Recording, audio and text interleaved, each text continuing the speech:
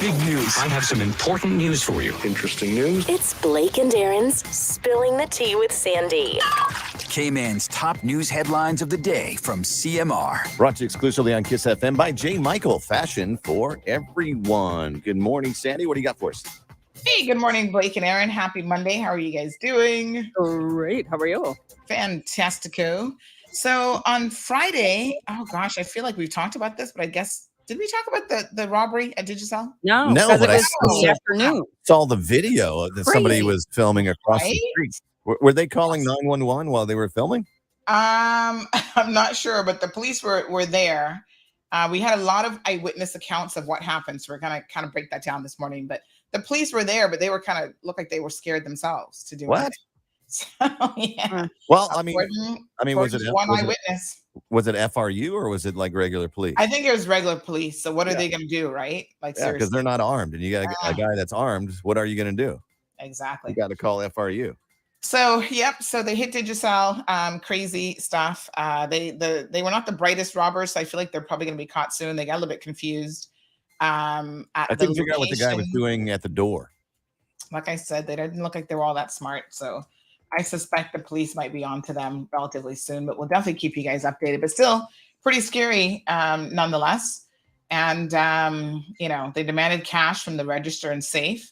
I kind of feel like they might be people who maybe were friends of somebody who worked there. Kind of feels like a little bit of an inside situation as well. Really? So thankfully, no shots fired. No one was injured during the incident. And of course, the police are saying, if you know anything, call the confidential tip line 949-7777.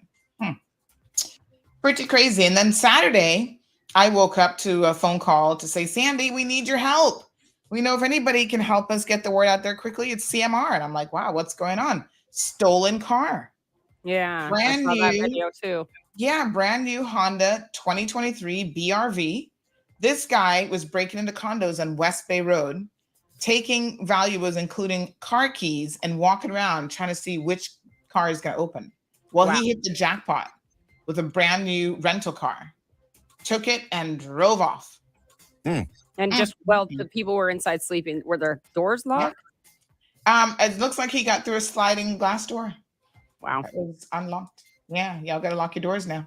Yeah. So those are the leading stories. Let's do a quick sports story before we got to run. Jillian Crook qualifies for World Championships. Congratulations. Nice. To this young lady. Super proud of her. 16 years old. And she secured a spot in the World Champs this summer.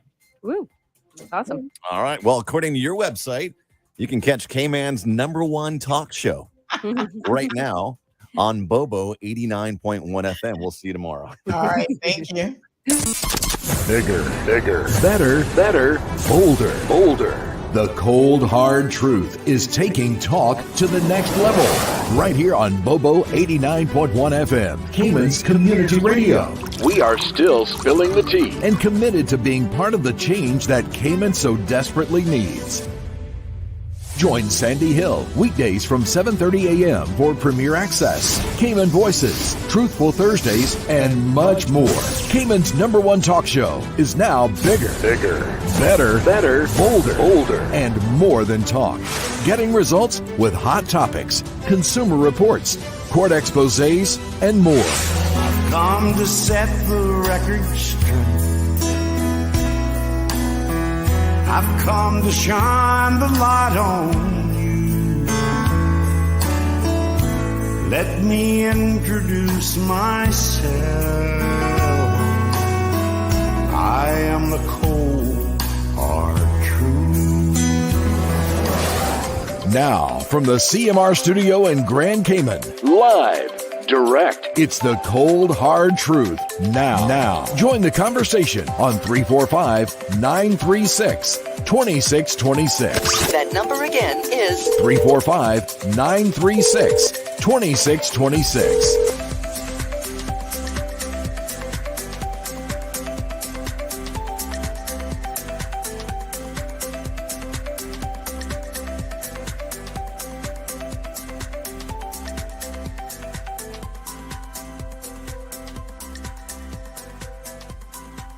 Good morning, beautiful people. It's time to rise and shine. How is everybody doing? Hello. Happy Monday. Wagwan, Cayman, get up, get up. I see y'all. I see y'all kind of moving slowly this morning. I can always tell based on the show numbers what y'all doing, you know. Some of y'all still rolling out of bed like, oh, Sandy, I needed a long holiday weekend this weekend. I'm so tired.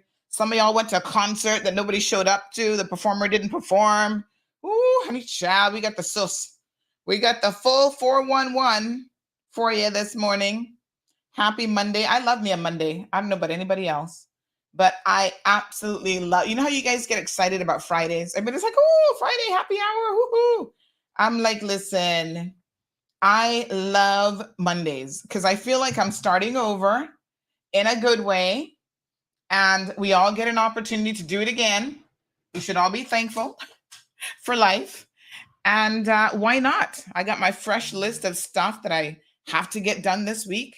I'm a list person. Y'all know this already. Me and my little organizers. I always got lists everywhere. I always got little books everywhere. My husband's like, can you stop buying these books? My God, how organized do you need to be? And he doesn't think they help me get organized at all. Oh, he's so funny. He's like, another organizer, another calendar, another book. Why? And I said, well, if you know, you know. And he's like, no. We don't know. And it's not helping. Stop buying them. And I love to give them, if you know me, I also love to give them as presents. So, you know, every Christmas, somebody's getting a little organizer. I'm like, here, honey child, organize your life.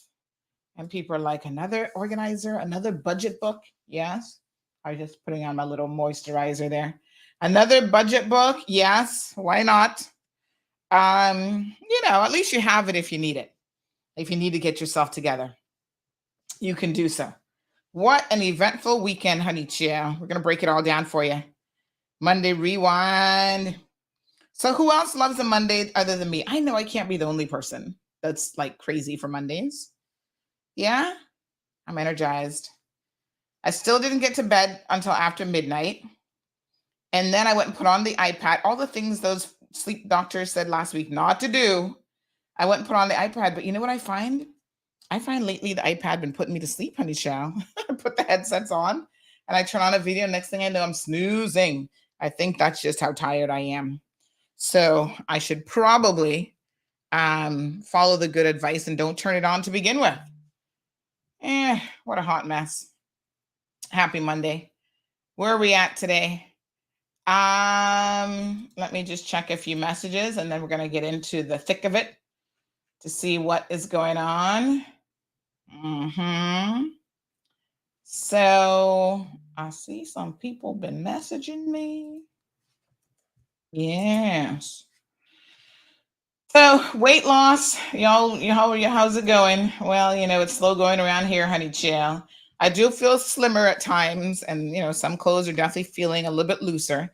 That middle fat, that's the worst kind, right? I think I'm going to start walking this week. The feet are still not ready, but you know, I figure I can probably do the elliptical machine and not impact my feet too much. So that's my goal for this week. That's on the to-do list. I know I've been saying it for a minute. Trust me. I'm sitting here going, ugh, Sandy, get it together now. Part of me is like, are you really going to be able to? Now, it's looking slimmer for the 50 by 50. 50 by August is looking a bit slimmer. But I'm going to adjust the date because I'm not one to give up. So I'm like, all right, we might be delayed, but we're not going to give up. Let me put up my little sponsor banner there. There we go. We might be delayed, but we're not going to give up. No. We're not give upsies around here. No, honey child. We believe in just keep on trotting along, making slow progress. We might be doing it miraculously, but nonetheless, we're going to get it done. Yeah? What a hot mess. Anyway, I'm staying steadfast with my, what's it called? The intermittent fasting. I'm trying to be done by certain hours. I think especially at night, that cutoff time a little bit earlier where you're not doing too much late eating is critical. I saw someone posting something about it over the weekend where they're like, oh, intermittent fasting.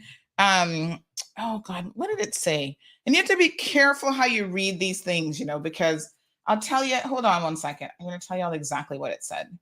And I said, you know, it's all in the wording and you've got to read things very, very carefully So I think this was on Melanie's page. Morning, Melanie Holtz. How you doing, honey chill? So I saw this on her page, and let me tell you what it said. Oh gosh, she said this morning she posted up, the universe really didn't want me to go to the gym this morning. Dealing with a poopy puppy, barely got that cleaned, and her in the grass quick enough, and 5 minutes to spare, got to the car, and she's got a flat tire. Ooh, yikes. Do a little bit of exercising at home, honey child. Do a little 5 minutes before you jump in the shower. Let me see here now. Where did she post this intermittent story? It was kind of interesting. Ooh, Melanie be living her best life in that bikini. Hey, girl. Yes, honey chill. I see you. She's a dog lover, and sometimes she posts stuff about poor dogs. Oh my God, look at this dog that was roaming in Bodden Town, the mange, and y'all need to do better with y'all animals. My God, who does this kind of stuff? How can you have an animal and treat it like that? I don't understand it. Ugh. Lord Jesus. All right, give me a second here. I'm being distracted by all the stuff on Melanie's page. The thing that I'm actually looking for, I can't find. But basically, she posted something about intermittent fasting. What was it again? But the gist of it, which I thought was really interesting, it was like, intermittent fasting, time-restricted fasting, or time-restricted dieting or whatever doesn't work. And I said, well, it's not the time-restricted. So in other words, if you eat, there's a theory that, listen, if you eat at midnight as your last meal, or you eat at 6 o'clock as your last meal, like when you eat doesn't matter. And I think that there's good science that actually supports that. But the article, I think, kind of missed the point in that intermittent fasting isn't about so much when you eat. It's about you're closing off the window of time. Yeah. So it is really saying that, listen, the 16-8, which is like 16 hours on, or 16 hours off. So you don't eat for 16 hours and then you eat for 16 hours, right? You're closing the window. So you can only eat so much during the time that you're supposed to, your 8-hour window, right? So essentially what you do, I mean, it makes logical sense when you think about it. Really and truly, if you're eating from midday to 6 o'clock, for example, you're cutting out automatically some calories because you're not going to be eating breakfast, right? Which might be, depending on what you're eating for breakfast, that could be 300, 400, 500 plus calories right there. If you consistently do that, you have to pretty much lose weight, right? As long as you're not overeating during your eating window. So the 8 hours, you can't be eating every 2 minutes and stuffing your face with cakes and whatever. So, and it also gives the concept behind intermittent fasting, it also gives the body a little bit of a break from constantly having to be trying to digest food. And, and that fasting really has, other than weight loss, fasting has some metabolic benefits to your body as well. So, I've done tons and tons of research on it. And I know that it actually works for a lot of people, and the vast majority of people see amazing results. So I think that really and truly, you just got to understand it though, and do some research. Like, don't just jump into like, oh, today I'm going to start intermittent fasting. You got to plan a little bit ahead. Some mornings I feel like, I can't even. I'm like, listen, I need breakfast this morning. Like the stomach is grinding, and it's like, oh God, I can't make it. Drink lots of fluids. So I know that that's always my biggest thing is I don't drink enough water to kind of starve it off. But yeah, there are things that you can do to really kind of make it more successful. And so I still haven't gotten to the alternate day fasting yet, because that's a lot to go 24 plus hours without food. Ooh, honey chill, my stomach's going to be like, I don't think so. What you trying to do to me, honey chill? So we'll see. I think if I do the alternate day, it'll still be one meal a day. Like I'll cut it down to kind of like what they call like a micro meal of like 500 calories or something like that. So yeah, coming along. We're gonna look at these mushrooms. I love me a good mushroom recipe. This is a smashed balsamic Parmesan mushrooms. Oh my God, they look delicious. It says these will change the way you think about vegetables. I don't mind eating my vegetables. Yeah. But whoa, they look delicious.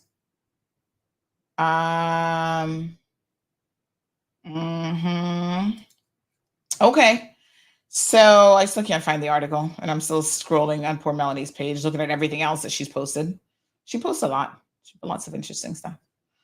Awesome. How are you guys doing? Let me say hello and good morning to everybody. We got Miss Vernita who's here. Good morning to Evelyn. Tracy joining us from New Zealand. How's it going in New Zealand? Stephen joining us from the UK. Is that your puppy, Stephen? Oh, he's cute. Stephen says, good morning, beautiful people. Juanita is here. Miss Dean says, good morning, Sandy and CMR community. Fam. Diamond Princess, wishing everyone a happy week ahead. Toby is here. Hey, Toby. How you doing? First Lady Jayanne says, good morning, beautiful people. Oh, God, let me make sure I get this right. Nadelvia, good morning to you. Olivia, Ethel is here. Tessa says, Diamond Princess, so you're not aware that your Facebook profile was selected? Oh, come on. Tessa, we were going to have a good week talking about she's won 800,000. Hear this scam now. She must think we foo-foo around here. You won $800,000 and a brand new Samsung Galaxy S20 Ultra phone and a Mercedes-Benz attached it to the Samsung 2023. Oh my God. So let me get this straight now. Samsung is giving away stuff. They're going to give me a brand new Mercedes-Benz. I'll take it. And $800,000 US cash. Oh yeah, I'll take it. And an S20 Ultra phone. You can keep that. Can I get an iPhone? Tessa, honey child, we're going to do you a favor and go ahead and block you now because, we don't like no scammers around here. And if you knew about the CMR, you would know better than to try and scam anybody while we're live on air. You must be crazy. Morning, Felicia. Lorna is here. Miss Joy, Aliano, good morning.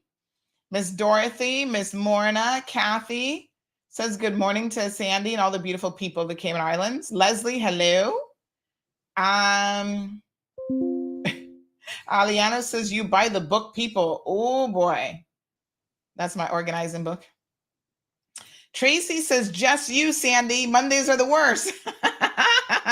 Oh my God, Tracy, I cannot be the only person who loves a Monday. Really?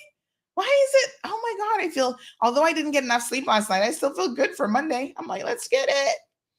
Corrine says, happy Monday, a blessed week. I'm the same. I love my organizers and journal books.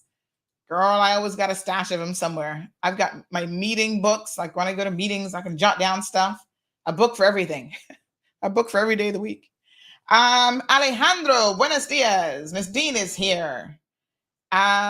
She says, yes, Mondays are like new beginnings for me. I feel like there's other people who love a Monday.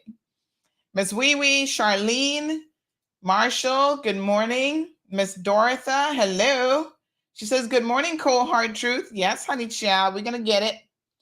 Miss Bonnie, hi, how are you? I got some good news for you, Miss Bonnie. Those two things you requested for your friend, they're here. So we'll try to get you sorted out between today and tomorrow, okay? Brother Bishop, Hero Blair is in the house. He says, I love you all. Oh, we love you too. Show some love. Miss Barbara, look at JD. Says that you're not going to crash your metabolism and reduce your BMR if you go the fasting route.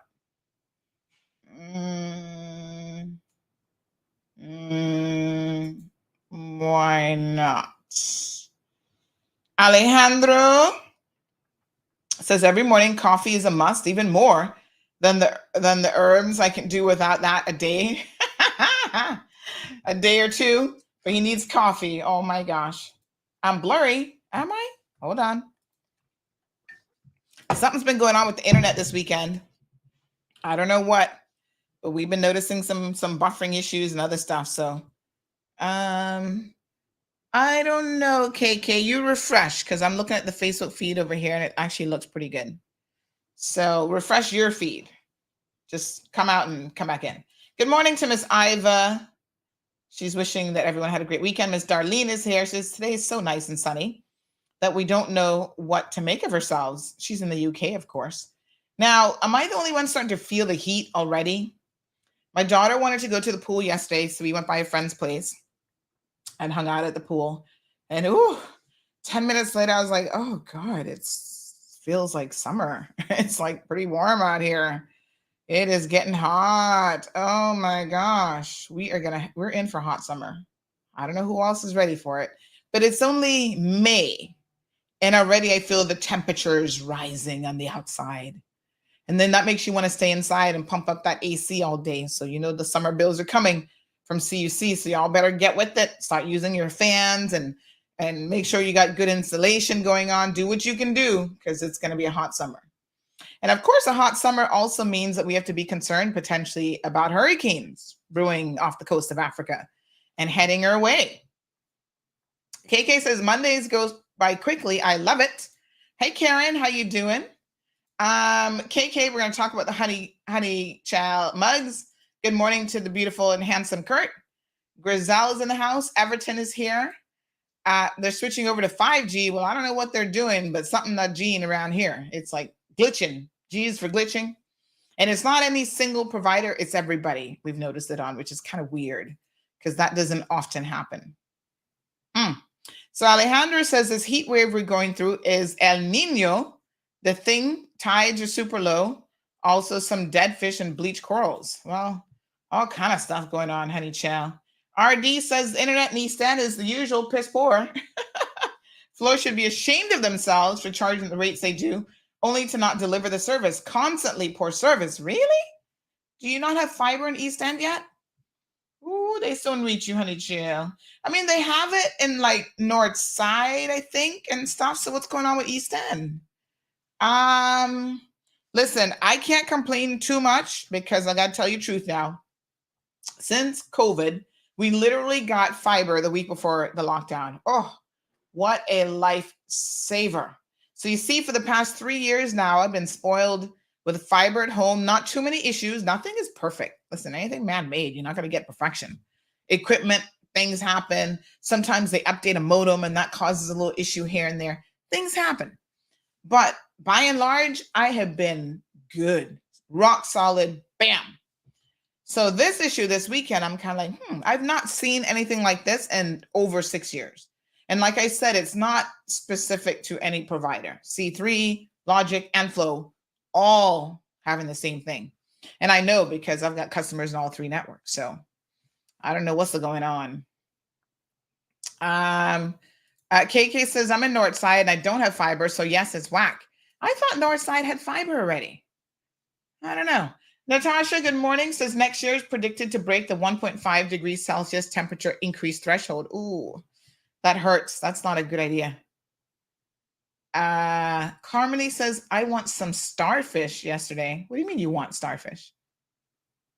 What do you mean you want starfish or you saw starfish? What would you do with a starfish? You're not supposed to even really be touching them.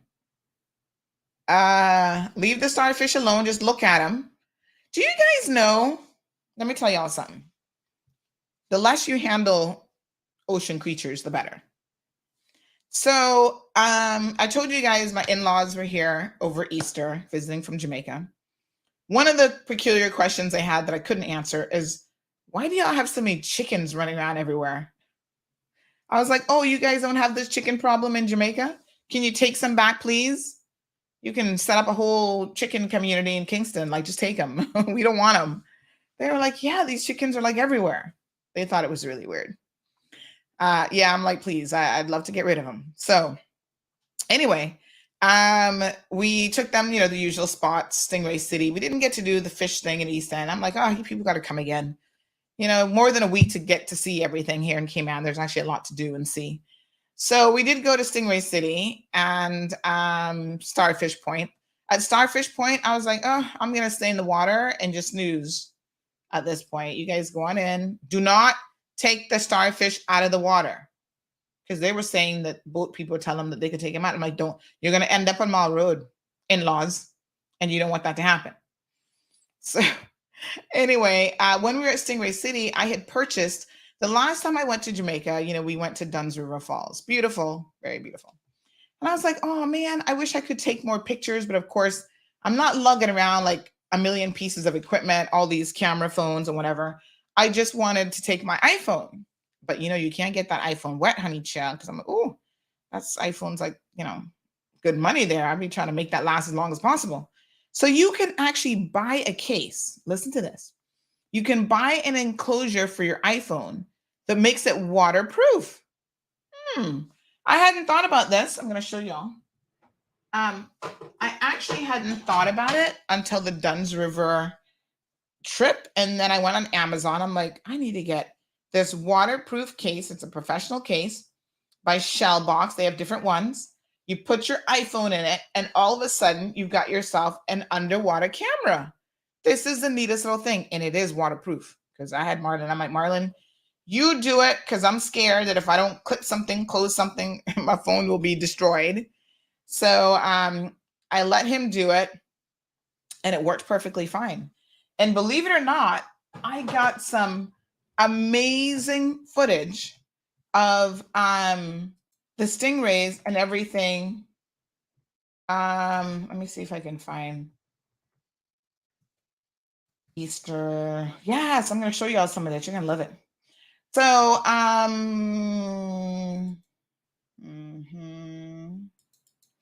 I got some amazing footage of the underwater, like all the stingrays and everything. Like it looked really, really good. So I got to tell you, get this waterproof case for your phones. I'm sure they have them for all the different phone types and whatever. And it was nice to be able to like get the footage. Now, I haven't gone through all of it yet. I still need to collate and organize my Easter weekend footage.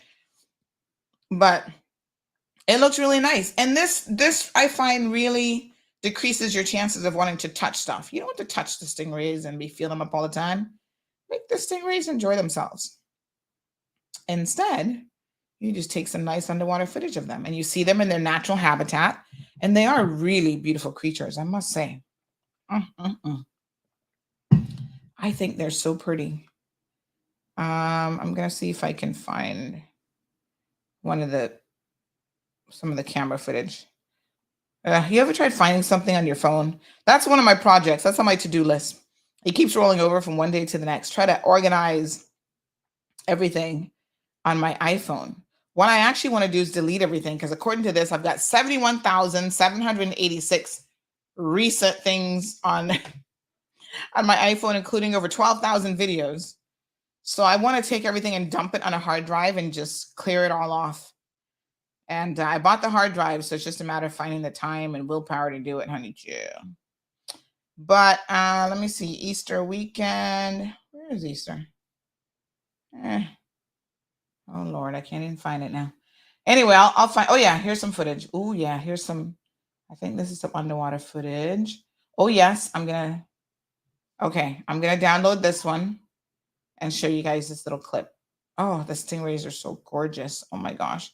They're really majestic creatures. I don't have to be touching them, but I mean, they really are beautiful. So Carmelly says she went to Starfish. I did not take them out of the water. Good, honey child, because you'll end up on CMR if you do. So it's better if you don't. Everton, good morning. Says you guys need to leave those chickens alone. You want to go to Miami, Florida in general, just complaining about a few chicken. There's not a few chicken, honey child. The chicken in this country have taken over. I saw a few the other day. I think they were fighting, but I thought he was dead. Hold on, let me download this footage. I thought he was dead because they were really holding him down like crazy. And I thought to myself, what are they doing to that poor chicken? So I thought he were dead because they're scavengers, right? Chickens are. The more I think about chicken, the more I kind of not want to eat chicken, to be honest. They're scavengers. They eat anything. I mean, literally anything. Ugh. Anyway, what can you do? So they were like holding this one down. I thought that he was dead and they were like eating him because they'll do stuff like that. But honey child, apparently, I don't know if they were fighting him or trying to mate with him. They're kind of they'll mate with anything too. Like they're kind of nasty. Chickens, if you really pay attention to chickens and watch chicken behavior, ugh. So we have a derelict property in the neighborhood. Don't get me started on that. We'll talk about that another day. That apparently a lot of the chickens are living in there. They're in there at night. They are frolicking in there, fornicating, whatever it is that the chickens are doing in the bushes. And then they come out during the day and they're all over the place. They're picking in your garden. They're picking in the garbage. Anybody wants to come and call the chickens in my neighborhood, I will pay you to do so. Now, I'm not saying you got to kill them. I don't care what you do with them. You can eat them for all I care, really. Just make it humane. But come and get them, please. I will pay you to call these chickens. They are so disgusting. They're everywhere and in everything. Anyway, I digress. So, my in-laws were like, what is with these chickens? Everywhere. All right, check out this video. Look at that. Look at the pretty stingrays. Right? Oh my gosh, there's so many of them. And they're just swimming around by your feet. Look at that. This is my waterproof iPhone. Isn't that cool? And there were so many fish. Look at the fish. Yeah. Are those jacks? I don't even know what they are. But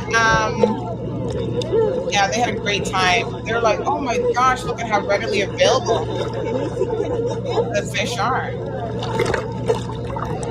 So this was just me holding the phone underwater, because y'all know I don't really swim and dive and whatever. So this is not even me like trying to focus or me diving. This is me just sticking my hand with the phone underwater and kind of more or less aiming where I think the fish would have been. And look at what I captured. Captured a lot of footage. Right? Yeah.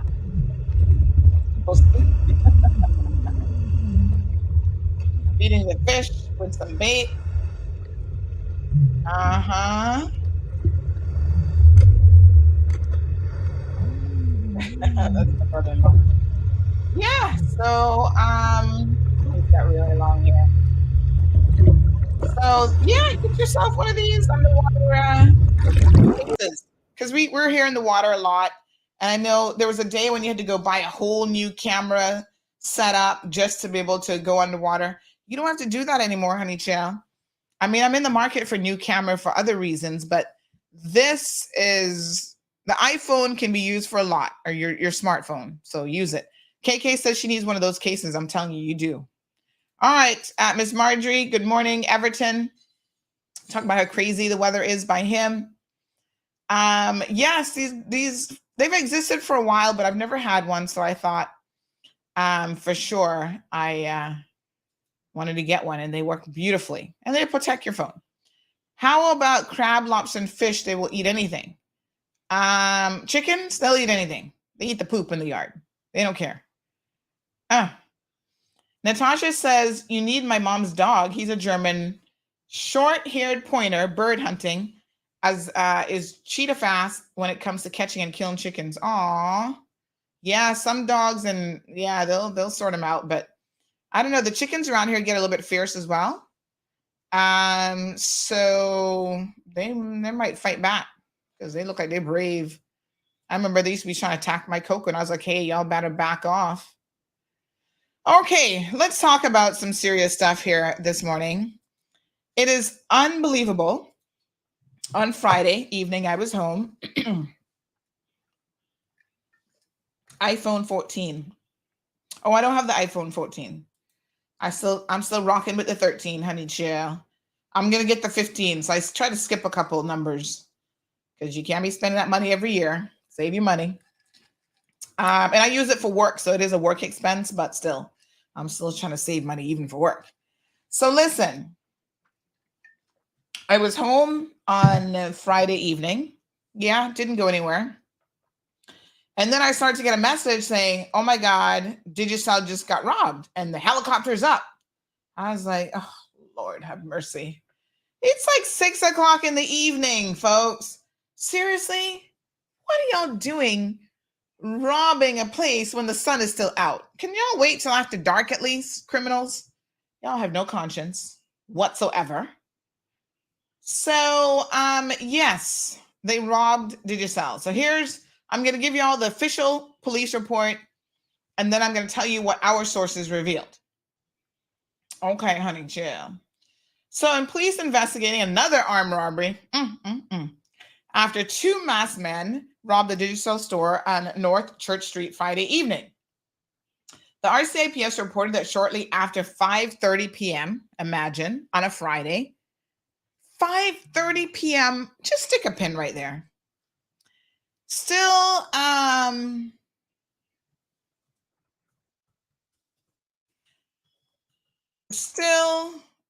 traffic. And I'm just shocked that 2 people would collectively put their brain power together and think, oh, 5:30 p.m., let's go rob the Digicel store. The waterfront is like busy with traffic. I was like, huh? Who does this? Anyway, these are people who clearly do not care about my life, your life, anybody's life, and safety and property. Nothing. Zero concern. We need to hurry up and find these fools and take them off the street. I'm telling you, that people like this, yeah, it's bad to rob at any time, but you know that when you do so during peak hours, yeah, you are really, really reckless. The good thing about it is when they're caught, this is one of the factors that the police will take into not the police, the courts will take into consideration when they're found guilty. The time of day, who you were exposing, you know, obviously using a firearm makes it that much more dangerous as well. So they're gonna find these guys. I'm confident of that. And I'm also confident of the fact that it's only going to be a matter of time before we start to get them off the streets. But y'all have to help the police now. You know the police need your help. They're not always the best detectives, but they can't accomplish anything unless we, the people, step forward and assist them. So 2 robbers put their collective brains together and decided that it was a good idea to go and rob the local Digicel store. It's a bit weird to rob Digicel, in my opinion, but anyway. So they went in there, entered the store, brandishing a firearm, demanded cash from the register and safe. I didn't even think about the fact that Digicel probably has a safe. Are these people who work there, who know the system a little bit better? I don't know. Then they fled through the rear entrance of the store with a quantity of cash. No shots were fired and no one was injured. Okay. They located a vehicle that they suspect was used by the men, and the vehicle was recovered to be forensically processed. Let me tell y'all what the unofficial sources told us, okay? So hold on now. Let me tell y'all what my sources had to say. Okay. All right. So this is what eyewitnesses said. There were people still in the building. There were people working next door. We got video footage from somebody across the street who captured some of it in video. This is like so reckless and disgusting. So this person says, me and my colleague and her husband were leaving the building when we saw a man fully covered up with one of those workers' yellow vests coming out of the back door of Digicel. His partner opened the back door of Unique, which is a restaurant that's there, started going in there, and then they both took off running through the parking lot and went along Rock Hole Road. As they left Digicel, the alarm from Digicel went off. Let me pause there before I continue reading. All right. Where are the cameras? We have spent millions of dollars. Yeah. We were making it rain with the security center and these camera systems. And to this day, it seems like those camera systems have never lived up to their full potential. Now, I don't want to knock them 100% because I have sat in court and I have seen the ones on West Bay Road work extremely well and help to convict the Tortuga robber a couple years ago. Remember that young lady, Eve High Voltage? One of the things they had on her that was rock solid was that footage. So when they pulled her in to interview her and they said, oh, what were you doing at Foster's that night? Or they didn't even ask her that because that's a closed question. They're like, oh, what did you do that night, Friday night? She says, oh, no, I was home with my children. They're like, writing it down. This is how I imagine it went down. They're writing it down. Their little detective Friday night. So you didn't go anywhere, ma'am? No, I'm Cayman's number one mother. So every Friday night I stay home. This is legit what she told them. Oh, I'm a great mom. So at Friday nights, I don't go out anywhere. I was like, who in Cayman don't know that's a lie? Because every Friday night, Wednesday night, and Sunday night, you posting about boat cruise and you're out at night. I don't know who minding the children if they get minded at all, but you certainly not the one at home with the kids, nor your husband. You out in these streets flossing. Anyway, that's what she told the police. She's always home on Friday nights. Most Friday nights I'm at home. There I'm like, okay. At home Friday night. You didn't go anywhere at all? Nope. Okay. And what time did you come in for the evening? Oh, I was in about 5:30, 6 o'clock. Didn't go anywhere till Saturday. Oh, okay. So when they pull the footage now and we see you coming out of Foster's at 9:25 p.m., where were you going, honey child? We thought you said you stayed home. Oh, yeah. Oh, I forgot. I did go to Foster's to buy some stuff for the baby. Okay, so you couldn't remember going to Foster's? Or you said, no, not that you couldn't remember. You said you didn't go anywhere. Now we find out that you went to Foster's? Yeah. Okay. And why were you buying, what did you buy when you went to Foster's? Oh, I bought baby formula. I don't think it was formula. It was like other stuff for baby. He's not that young. So he's not taking formula, whatever, baby wipes, whatever. With your NAU card.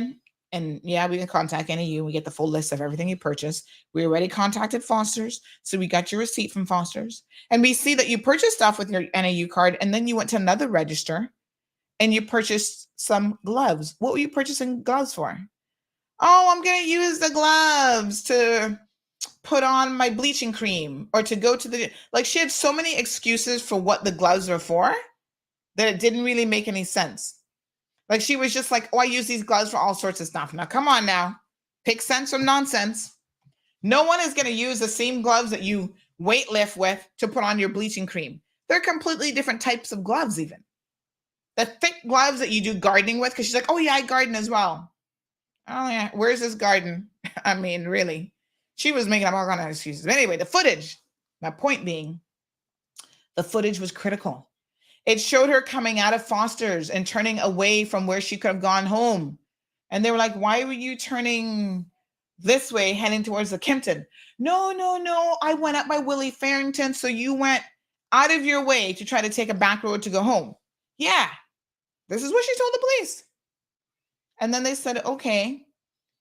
But then other cameras caught you passing the Kimpton. Oh, shoot. Y'all see the importance of video footage? Kudos to the RCIPS because they do go around and see what cameras were available after these situations. And they will pull footage. So we need more cameras, Cayman. The government has some installed. Private sector will have some installed around your homes. Invest in the money, not just in a Ring camera. Invest in money in other cameras and lighting around your home. It's going to make it that much safer. So at some point, these guys stole a vehicle, is most likely what happened, came to the scene of the crime in the stolen vehicle. They were masked up, but you see, even that stolen vehicle came from somewhere, like they were driving from somewhere. So where did they go? A lot of criminals commit crimes very, very close to home so they can run inside somebody's house and hide out real quick. So the first place I would start looking if I were the police would be Rock Hole. It's unusual that they're going to travel all the way from West Bay unless they got good friends living down in the Rock Hole area, because if they were seen running off in that area, then that's where you need to logically look. But before they put on those masks, folks, some camera might have caught them. And somebody out there is listening to this program right now that knows who these guys are. You know they did it. Talk. You can give an anonymous tip to the Cayman Crime Stoppers website. There's a confidential tip line at 949-7777. Some of y'all don't trust the confidential tip line. You don't trust the website. You be calling me with information. That's fine. I only give my information to one person at the RCIPS, and that's the police commissioner. It goes directly to him so that he should know who he can trust and who he don't trust. But anyway, if you don't want to contact him directly, send it through to us and we will ensure that the police get whatever leads you have. As a community that is concerned about crime, we have a responsibility, folks, to make sure that anyone we know that is engaged in criminal activity or criminal behavior is outed. I don't care if it's your mama, your papi, your uncle, your son, because some of you have raised criminals, unfortunately for you, honey chill. You've managed to raise some bad seeds. Do the right thing. Do not cloak up these children in their foolishness. They are ruining this country one robbery at a time. It breaks my heart every time I hear, oh, we've had another armed robbery. Seriously? Our little country? Little Cayman Islands? How many square miles? Oh, I wish I could put y'all in a croaker sock and beat some good sense into you. What's going on? And don't come to me with no cockamamie story about, oh, they can't find jobs. These fellas don't want work. They're looking for easy money. All right, let me go back to my firsthand eyewitness account. So the person goes on to say, we were a bit confused as to what happened and went to get in our cars. And then we saw the chef from the restaurant. And I think it was one of their customers who ran out of the shop shouting, asking where the men had run off to. Ooh, sounds like if that customer had gotten their hands on him, they would have given him a good beating with a piece of cow cod or something. That's what y'all need to do. Grab some of these robbers, if it's safe, because you can't be grabbing somebody with a gun, right? But if you can trip them up, make them fall down, beat them and hold them till the police come. Beat them first. All right. That's when we realized that Digicel had been robbed. And now this was a little bit of misinformation because they thought that Unique, which is the restaurant there, had been robbed or attempted robbery. And I'm going to clarify that here in a second. While we were talking about what had just happened, the police turned up. They asked where the men went and what they were wearing. And then they went chasing after them. Me and my colleague were nosy. So we decided to go around to the front of Digicel to see if everything was all right. That's where we met two of the customers that had been in the store. Imagine, when they catch these guys, y'all go to jail for a long time. You rob Digicel at 5:30 with customers in the store. Oh, that's an aggravating factor like you don't know what. That's going to add to your sentence. Oh, y'all going to get it. Poor customers must have been so scared. I can only imagine. So there were two customers. Two of the customers had been in the store. The guy said he was right behind the robbers with his wallet open in his hand and everything. Jeez, peace. No, sir. Don't walk with no wallet in your hand, folks. I hate to tell you all this. I don't walk around cash anymore. When people try to give me cash, I'm like, child, go to the bank. You deposit it. You take the chance. I ain't got no time for that. Do an online deposit only, please.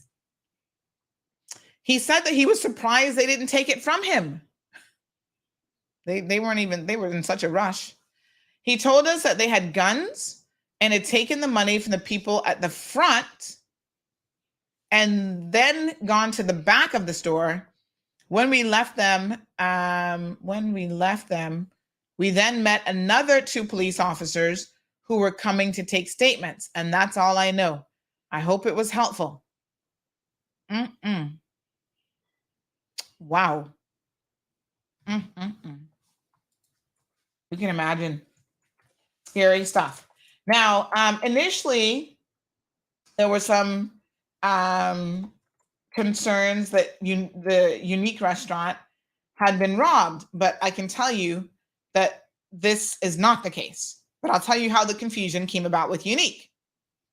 So apparently, customers, again, that building is kind of an interesting building, and that in the back end, if you've never been to the back end, they share like it's kind of like in the mall. Have you ever been in the mall in the States, like at the back end of the mall? They share like a common hallway. So the back door opens up to a common hallway, almost like a little tunnel kind of area, but it's like a proper hallway. And so they all share this hallway. And that's how they eventually get back to like get out the exit doors and whatever, right? And so they can keep like in the hallway, like their garbage before they take it out to dispose it. It doesn't go straight out to the outside. So it looks like what happened is the robbers got a little bit confused. When they were trying to run through the back door and they were running through the hallway, they ran into the kitchen of Unique. That's why people thought at one point that they were trying to rob Unique. It wasn't that they were trying to rob the restaurant. They just went the wrong way. So here's what one person said. Customers saw them run across and lock the door. Run across the front door. And then they ran straight to Digicel. So the customers saw these masked men running across with guns out by the restaurant because they came from that direction. They locked the door, right? But what happened was they opened the kitchen door thinking that it was the exit and realized that it wasn't, and then ran out the other door. So crazy. So they're running across people into customers. Customers are right there. You got workers from other businesses there in the hallway trying to take the garbage out. One person said that one guy was shocked to see these masked men running, staring at him. Oh my God. Unbelievable. So in the plaza hallway, again, all the units are connected in there, and there's like one main exit. So they went through the kitchen door thinking that was the main exit. Hot mess, I tell you. So scary. Let me see here now. Everton. Oh, robbers work around the clock, says Ms. Morna. 24/7, honey child. Wow. Oh, they gonna throw the book of them. Cayman Ellen asking about the case. Oh, there's a couple of them, Cayman Ellen. WhatsApp me and I'm gonna send you. I actually bought 2, and I'll send you the one that I've used so far. I've only taken 1 out. I'll send you that one.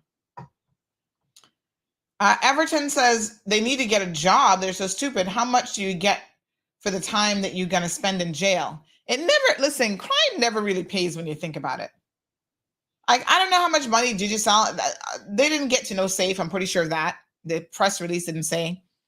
But most of these businesses don't have a safe that you can open like that.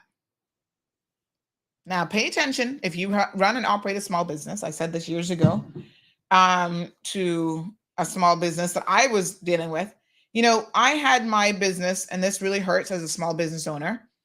It was robbed, but the person went in with a key and turned off the alarm code. So in other words, it was an employee, it was an inside job. And I know exactly who did it, but she got away with it because the prosecution, sometimes they can't win a case if you give it all to them on a silver platter. And then what I later found out is the Westin had fired her for theft. So she had sticky fingers, bad. This is why, folks, if you're an employer and somebody steals from you, you do everybody a disservice by not reporting it to the police and not having that person arrested and prosecuted. Don't be they gave me some story. I heard some business. Oh, they're going to leave the island and, they're going to return. Oh, they have children, so I didn't press any charges. And guess what? Not only did they not leave the island, they now have a new employer and they'll be stealing from them too. Don't let these people hoodwink you. Listen, a thief is a thief and a liar is a liar. They show you one time who they are. Don't ask them to prove it again, because things escalate. So she came into my business and went into the safe. But here's the thing. We were a sub-agent for, I think it was Money Express back in the day. I don't even know if they're still around. And I kept saying to them, certain things that they provided in terms of security. So they would send someone to collect the money and all this kind of stuff. And I said, y'all not very smart. What we need is a drop safe. So once you drop the bag in, the same person can't access it and take it out. Nobody was listening to me. Y'all need to listen more often. So of course she went in there, opened up the door, went in. She thought she was smart because she went through the back steps. CNB, this is when I was in Centennial Towers. CNB was downstairs, so they had cameras covering a certain amount of the building and like their area. So she went up the back staircase and went around, opened the door. I mean, come on, there could only be so many people opening the door to my business. I didn't have 1 million staff members. Entered the alarm code, went and took out one bag, and she left the second bag, which I always thought was a little bit weird. I'm not sure why she did that, but she took out the bag that had the most cash in it. It was a pretty good haul. Like, I want to say $9,000 or something ridiculous. It was a lot of money because we would have people there, and she timed it knowing the weekend. It was like Sunday morning. So of course we didn't discover it till Monday morning. And back in those days, alarm systems didn't notify you on your smartphone that, somebody just turned off the alarm. Now all these improvements have been made. So, I got my phone now, my house alarm. Every time that gets turned off and on, honey child, I know who turned it off, who turned it on. I know when the back door just opened. I know when it locked back. I know when the front door is open. There are automation things now in place that can help you a lot. And y'all need to explore these things both as homeowners and businesses. So she got away with it, but you never get away with it. Trust me, you never get away with it. Eventually it catches up with you. Anyway, I'm sure Digicel must have better sense. I'm sure they got a drop safe where you can't just have any and everybody opening that. Yeah. You drop in, and it takes a completely different person with a different key or with a key to be able to open it. These criminals don't be thinking too hard. Anyway.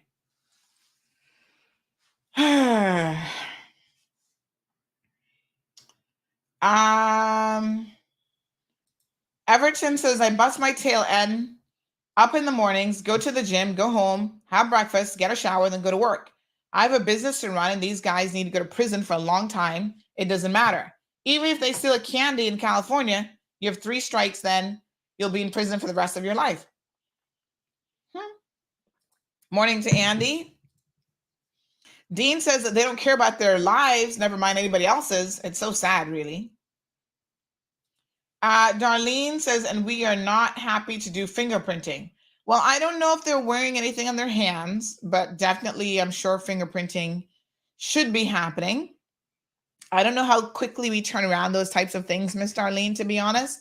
The police here hide a lot of stuff because I guess they don't want the criminals to always know what arsenals they have at their disposal, which I can understand some of their investigative techniques. But, these dudes sit down and watch NCIS every day, so they might have a pretty good idea of what's possible.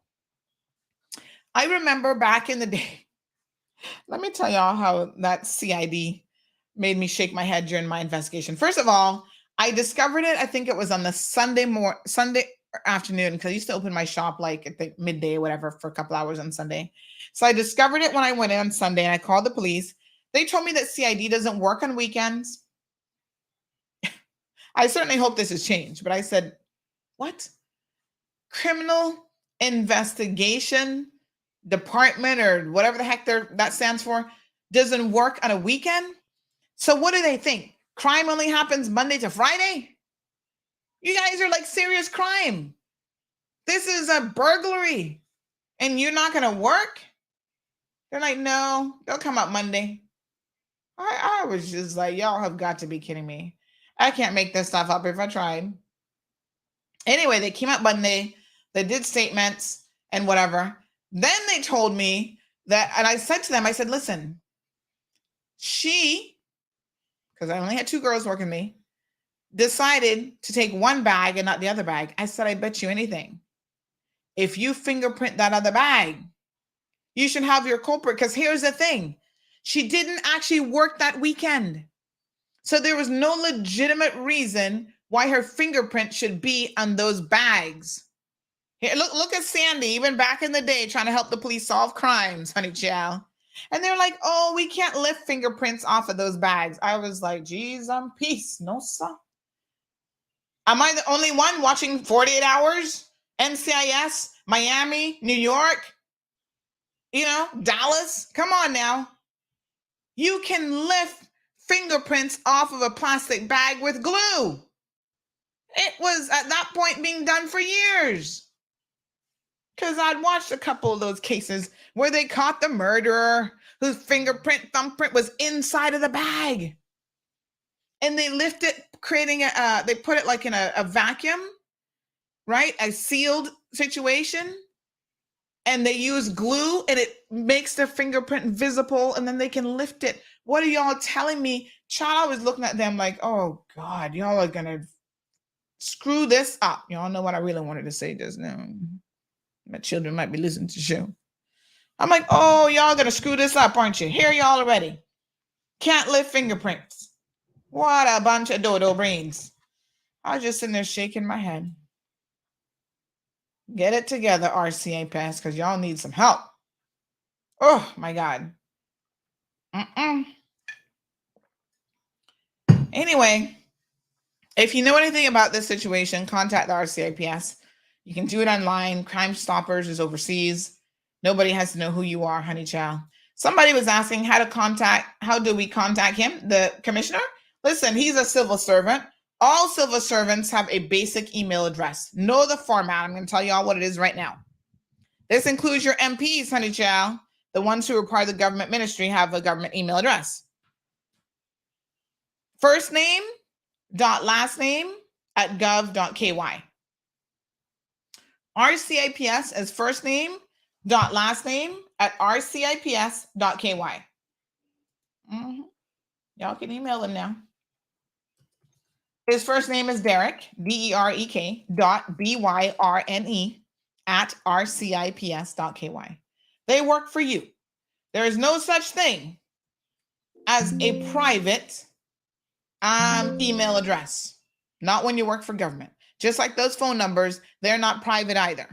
They got a government phone, that's a government phone. You paying for that.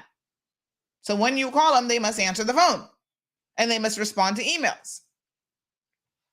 As Morna says, those hoodies and masks need to be banned.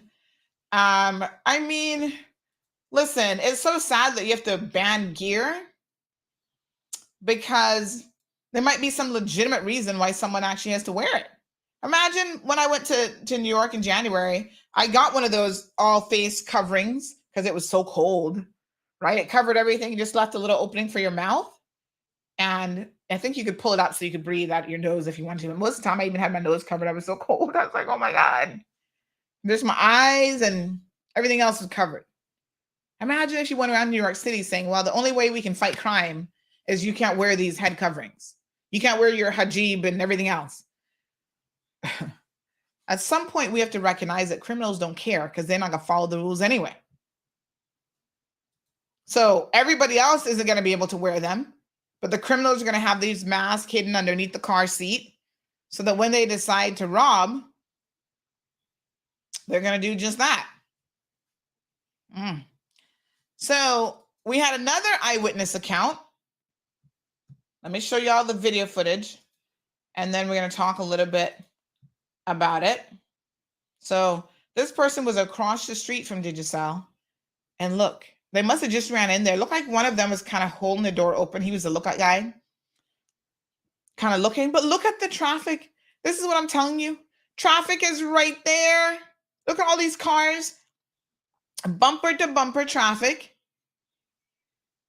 a busy intersection.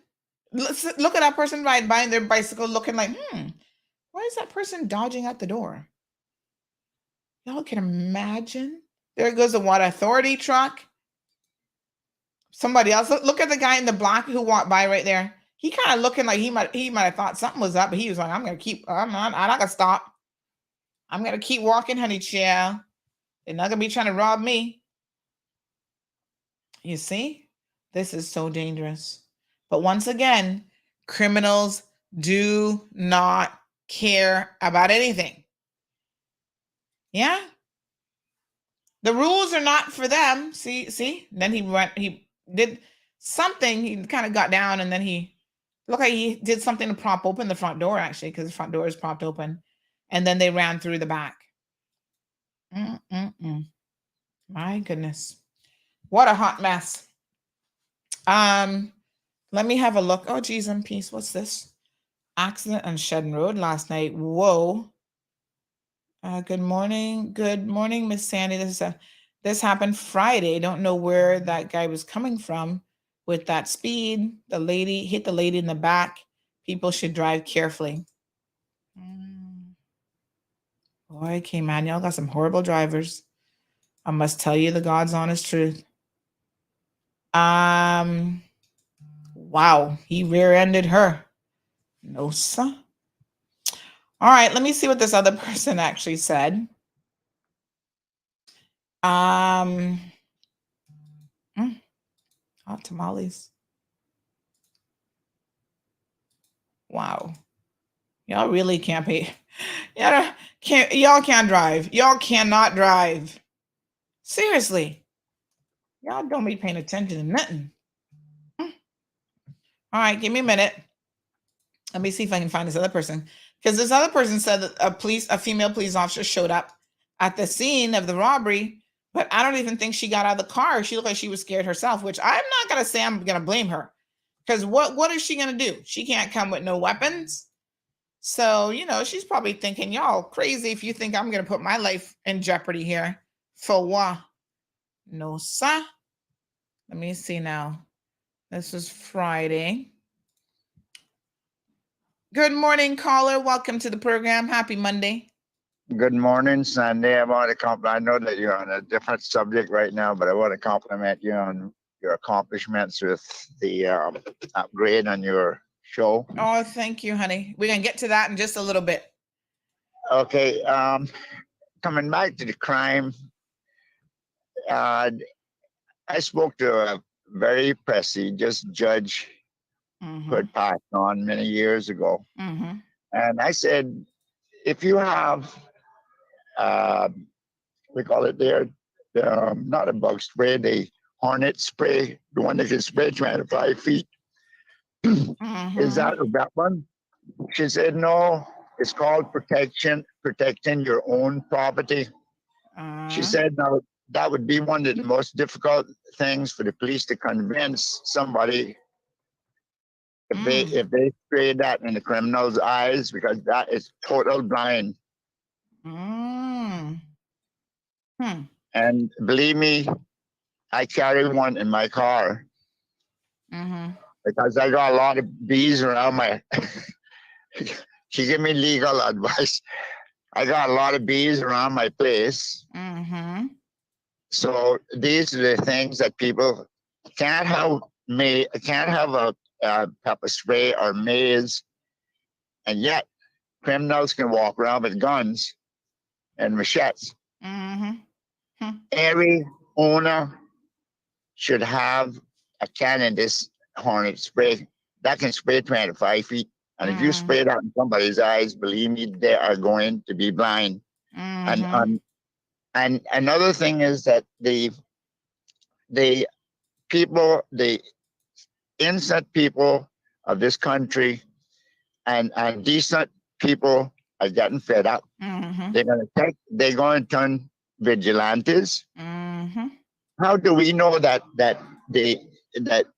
a good citizens of this country not thinking, let me buy a legal gun, and then when they raid somebody, what happens then?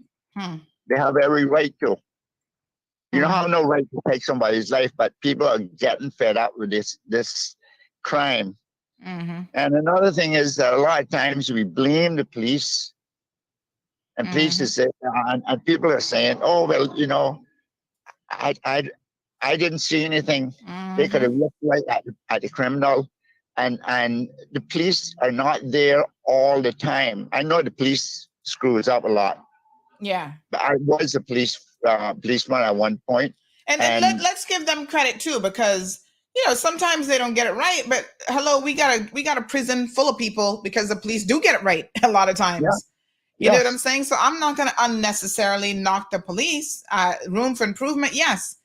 But they have a hard job, and it's not just them, because they can put together the best file in the world. If the DPP's office screws it up, then So it's more than one division involved in successful apprehension and prosecutions. It's really sad that the police is not there. They can only present the evidence that they have, and the general public doesn't want to come. And I rave every time I see the helicopter pass overhead. I say, listen, that's a great sound, because I know my house is safe with the helicopter. If I see a police walking or driving, I always wave them. I don't have a thing to hide. Yeah. And if I see something happen, I'm going to speak out about it. Yeah. What the hell is wrong with the populace in this country? Yeah. They're so afraid that these criminals are going to come after them. Yeah, we definitely need to speak up. I mean, without a doubt. Now I know that some of these criminals are real bad. You know what? Ruthless, yeah. And so there are ways. That's what I was saying this morning. There are ways that you can remain anonymous and provide the information to the police. Because I've had parents reach out. Sandy, this is my child. I do not condone this behavior. Right? And I say, report what you know to the RCIPS. Send it anonymously. Yep. I don't know. It's no relief in sight, but I hope it is one of these days. But people, the good citizens of this country is getting fed up with all this robbery, and some of these criminals is going to lose their life. They have before, and so it wouldn't be anything unusual for it to happen again. You take, for instance, like the guy there, Mr. Godfrey, wasn't it? That's exactly who I was just thinking about, who shot that burglar. Yeah. Yeah. That guy came out of jail. Yeah. The guy came out of jail. He was given Cayman status. And the father is criticizing the police. I hope this guy goes to jail for shooting my son. Let me tell you something. If my son commits a serious crime, don't ask me for a lawyer fees. I made that known. Yeah. And I remember when that happened, and I remember the police said, they were investigating this elderly man. And I was ready. I said, anyhow, the RCIPS and their stupidity charge him, we'll be protesting in these streets like they've never seen before. I was prepared to do it too. Yeah. Because listen, people break into your home. The elderly man was a lawful gun owner, right? This guy had on an ankle monitor. Remember this? Yeah. Because we were like, how the hell he has on an ankle monitor and still breaking into people's homes? And so he got shot and killed. Good. Move on to the next criminal, I'm sorry to say. Now I know these criminals have family members, but I'm not feeling sorry for them either. Because a lot of them know what their children be up to. And the drug proceeds. Yes, they benefit from that. They feed their family on drug proceeds. And it's sad. If any of my children, I told them already, I said, listen, although my children, I must say my children have kept above board, but the day that they are involved in serious drugs and the police can't catch them, I told them this, if the police can't catch them, I will plant it on them because I want to visit them.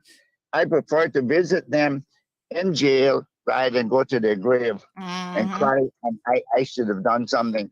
That's how serious I am. I'm a parent, and parents have to put their foot down. But no, they are supplying their parents, their family with the money that they get from the drugs. Yeah, and it's serious. Yeah, absolutely. We have to be part of the solution and not part of the problem. Yes. Thank you, my dear. I appreciate it. Okay, Sandy. Have a good day. And congratulations again on the accomplishment. Thank you so much. I really appreciate it. Bye.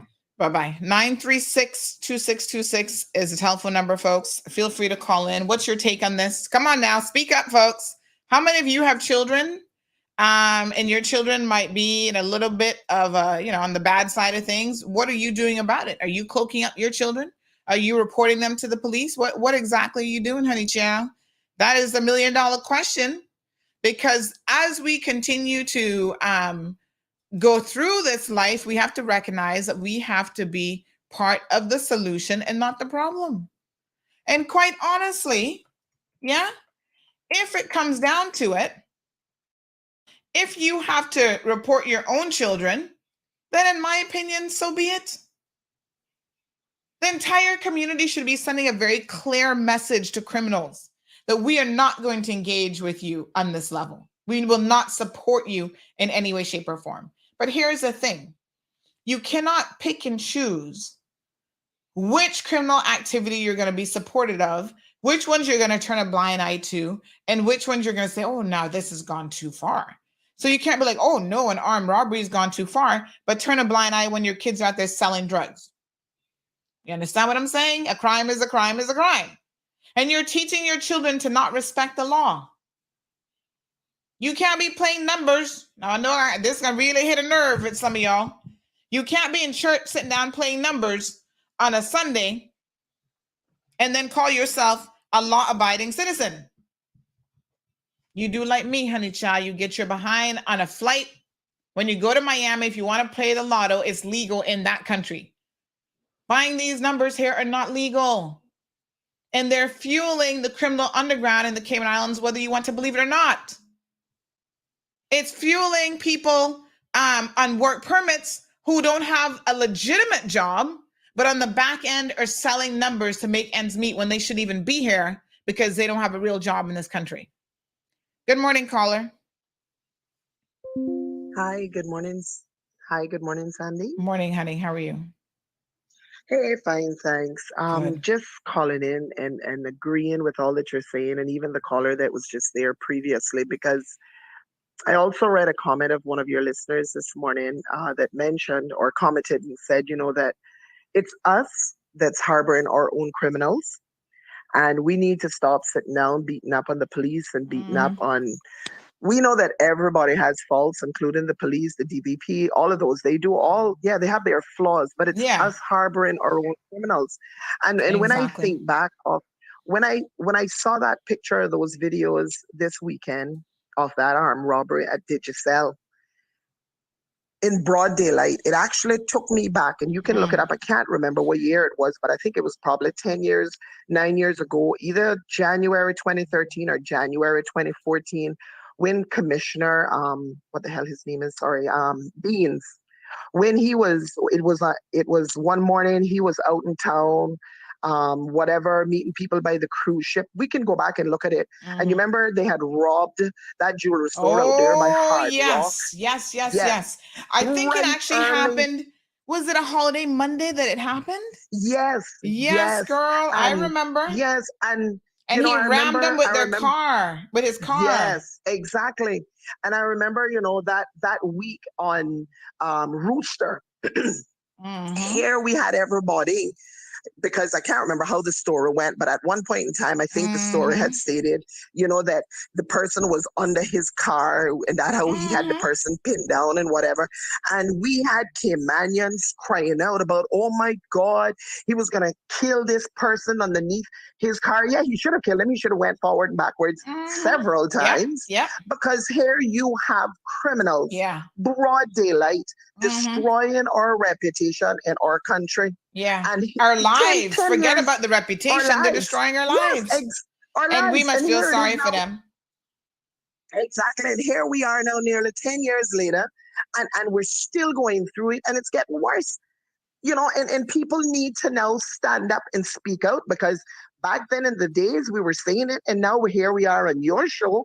Rooster's gone past, but we're saying it again. It's going to come home to the very same people that are covering up for those criminals. It's going to come home to one day to their house where it's going to happen to them. And then that's when they're going to cry out. Then they need to start speaking up and speaking out. It's affecting all of us now, and it's going to get worse.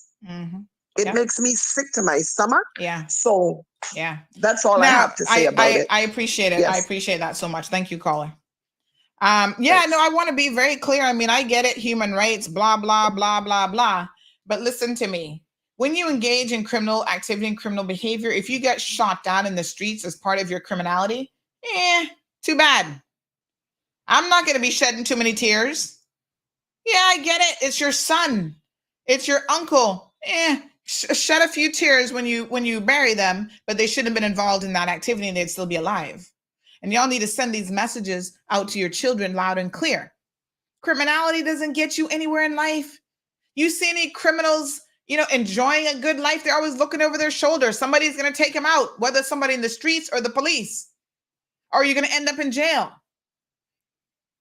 So, I don't even get the attraction. Y'all trying to be gangsters. You're trying to be that. Why? It doesn't end well for any of you. Right? And as parents, you need to be having these conversations with your children. It's time that we stop cloaking up people in our lives. Let me tell y'all a situation. And I'm going to read some of your comments. Good morning, Jackie. Lots of comments coming in this morning on this subject. You can call in anytime. 936 Bobo's telephone number. Over the weekend, I was going to share this one for Ask Sandy segment, but I'm going to sort of glance over this right now, right? Because this is relevant in this moment in time. This person messaged me and said, "Hi, Sandra. Hope that all is well. Just a little information and guidance, if you can, would appreciate it. I've been together with my wife over 15 years. We've been married the majority of that time. She has a son who is 35 years old. So obviously the son was a different relationship, whatever. But she loves him so much, here it is now, that it's hard to believe. He drinks, does drugs, cocaine, becomes violent, in trouble, ready to kill. My issue is that I know my wife loves me, but she loves him more. This is a real question that somebody sent me, and I felt so bad. The person says, I am tired. I can't take this anymore. I can't handle this anymore. What am I to do? It's a cycle over and over and over again. I said, honey, child, now I get it. 15 years together, you're married, you got property.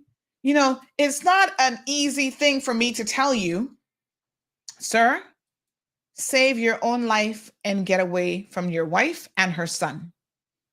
She will always choose her son over you. This is the reality of the world that we live in, folks. Some of you will choose your children that are no good over your spouses who are there trying to build a better life with you. And if that is the case, leave her alone with this cokehead son and see how she will fare in the end. Do not continue to make it your problem. At some point in life, you have got to look out for yourself and say, you know what? If she was looking out for herself, she would make some really firm decisions about not having this man come to her house. She can't control whether or not he's in drugs. That's not what I'm saying. Because you got your adult children, you can't force them to live, even if you raise them well and they're still out there messing up. You can't force them to do anything. But what you can do is show them a little bit of tough love. Of course, she can always love him more than you. That is her child. There really is nothing like a mother's love. But sometimes as parents, our mother's love and a father's love goes way beyond in the wrong direction. It's called tough love. Because if you really love your child, you would have your child understand that there are consequences in life. And part of the consequence might be that you're out there on drugs, you're doing this, you're doing that. I can no longer be part of your life until you clean up your act. And if you miss your mama, then you better try and go get some help, go into rehab and try to get it together. But until then, you cannot come to my house. You can't come terrorizing my husband and the rest of the family, physically assaulting family members. Set boundaries. You are allowed to set boundaries with family members. Just because they're family don't mean that they can run over you like a railroad track. Set the boundaries. Okay? Tell your children no. They need to hear it. And they need to hear it from you.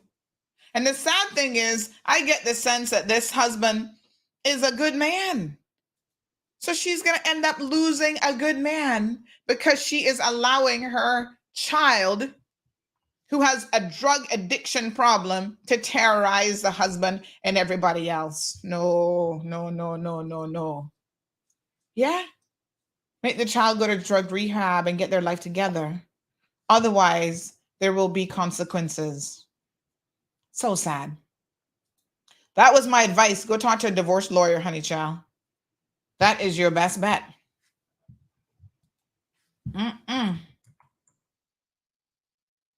No, sir. Let me see here. This person says maybe they're making the police job easy. That was an earlier comment. Then they say the son knows very well that he can do this and his mother will always take his side. A 34-year-old needs to get out. Believe me, you. Wayne is, what is this conversation going on here? Wayne says, Marva, lady, I don't care. It's not my place to judge someone, much less wish death on them. You do you and I'll do me. I'm guessing this is about the phone call. Listen, Wayne, it's not about wishing death on anybody. It's about one of the consequences of your actions might very well be that you gonna buck up on the wrong homeowner when you step in through that door and they're gonna shoot you. Or they're gonna clobber you. Or as you're trying to escape, they're gonna ram you with their vehicle and you might lose your legs and become, a paraplegic. It's not about wishing those things on people. It's about if you do X, Y might be a consequence. Okay? And that's it. Just like Y might be a consequence that innocent people get hurt and injured because of these reckless criminals going into Digicel at 5:30 in the afternoon and deciding to rob a place with guns. So I think what Miss Marv is saying, and I agree with her to be very clear, is I'm not going to be sympathetic towards them. It's not about wishing death on anybody.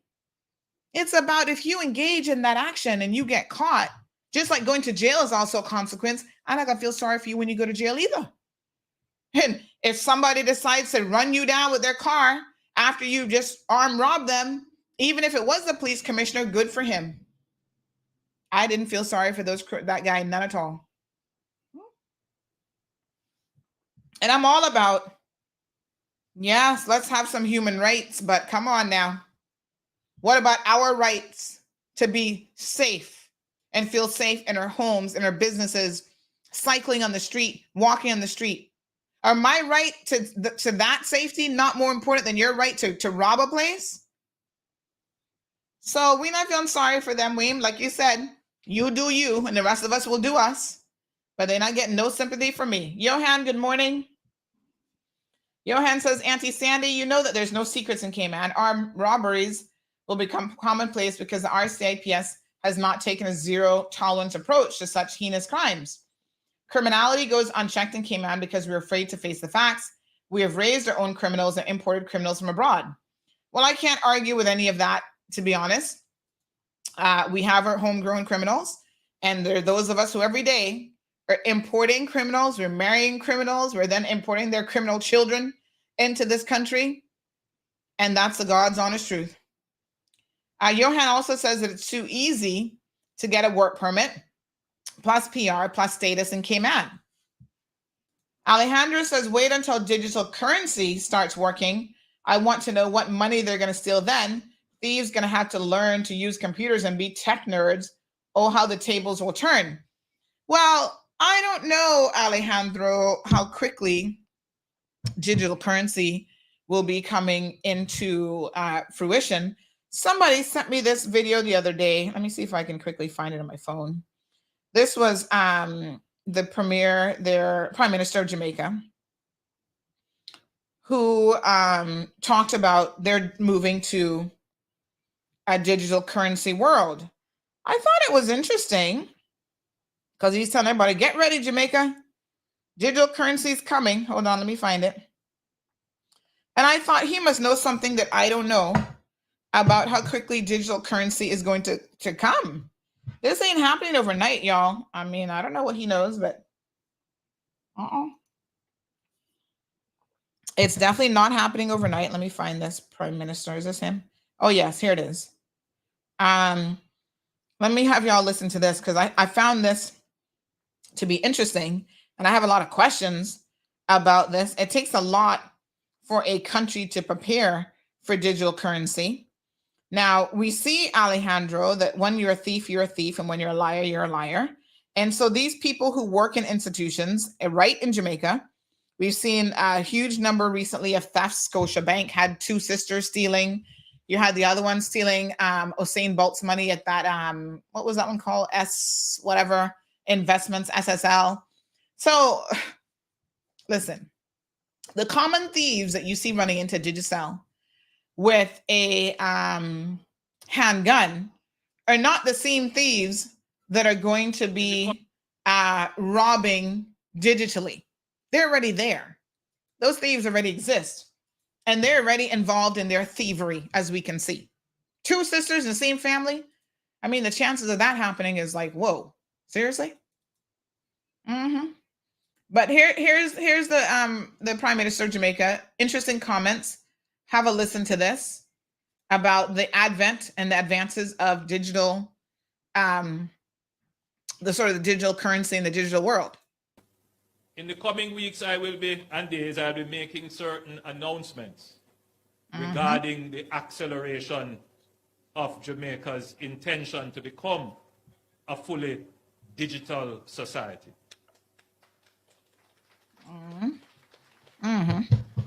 Few people clapping. We are well on our way to this. We have established the national identification system. We have put in place our digital currency. We have given directions to our ministries to digitalize their operations. Most of our ministries are now moving from paper-based systems to digital systems. Our military is transitioning. The society is moving very quickly, very rapidly to become digital. Our banking consumers are seeing it as well because the banks are moving very rapidly to digital. You have something now called artificial intelligence. Very soon, this position of a human being exchanging cash and so on, that is going to disappear from the banking system very soon. And you're going to have to interface with machines. I don't want it to be a scary thought, but it is a thought that we all have to embrace. Well, I hear you, Prime Minister. What's his name again? Oh, Lord. I can't remember the Prime Minister's name of Jamaica. Holiness? What's his name? I should know his name. Hold on. Prime Minister of Jamaica is Andrew. Is that his name? Andrew Holness? Yes, Andrew Holness. My apologies, sir. What a mess. I hear you. And I think that your people, amongst everybody else, your people, our people, not even remotely ready. Okay. The government's going to push the envelope. Banks are pushing the envelope. You go into Scotia Bank now, they'd be like, yeah, go online, do your banking. They all have a little bit of work to do because none of the systems are flawless. The other day, Butterfield was doing some upgrades or some work. Every every turnaround, my poor husband was getting locked out of his Butterfield account. He couldn't do nothing because, oh, sorry, we're upgrading. And then nobody there to answer the phone after hours. I've never seen a bank like Butterfield in my life. They're supposed to be Cayman's most advanced bank technologically, but yet nobody to answer any of the phones when something's going on. That's why, I'm not saying that CNB is perfect, but I rate CNB because you could always get somebody at least on the phone or by email. They would call me up to yesterday from Trinidad. Oh, we just saw a purchase on your card. Was that you? Right? So digital currency moving in that direction isn't going to solve all of our problems. People still be finding a way to steal people's hard-earned money. But it might reduce certain types of crime. But how many businesses are ready to go in that direction?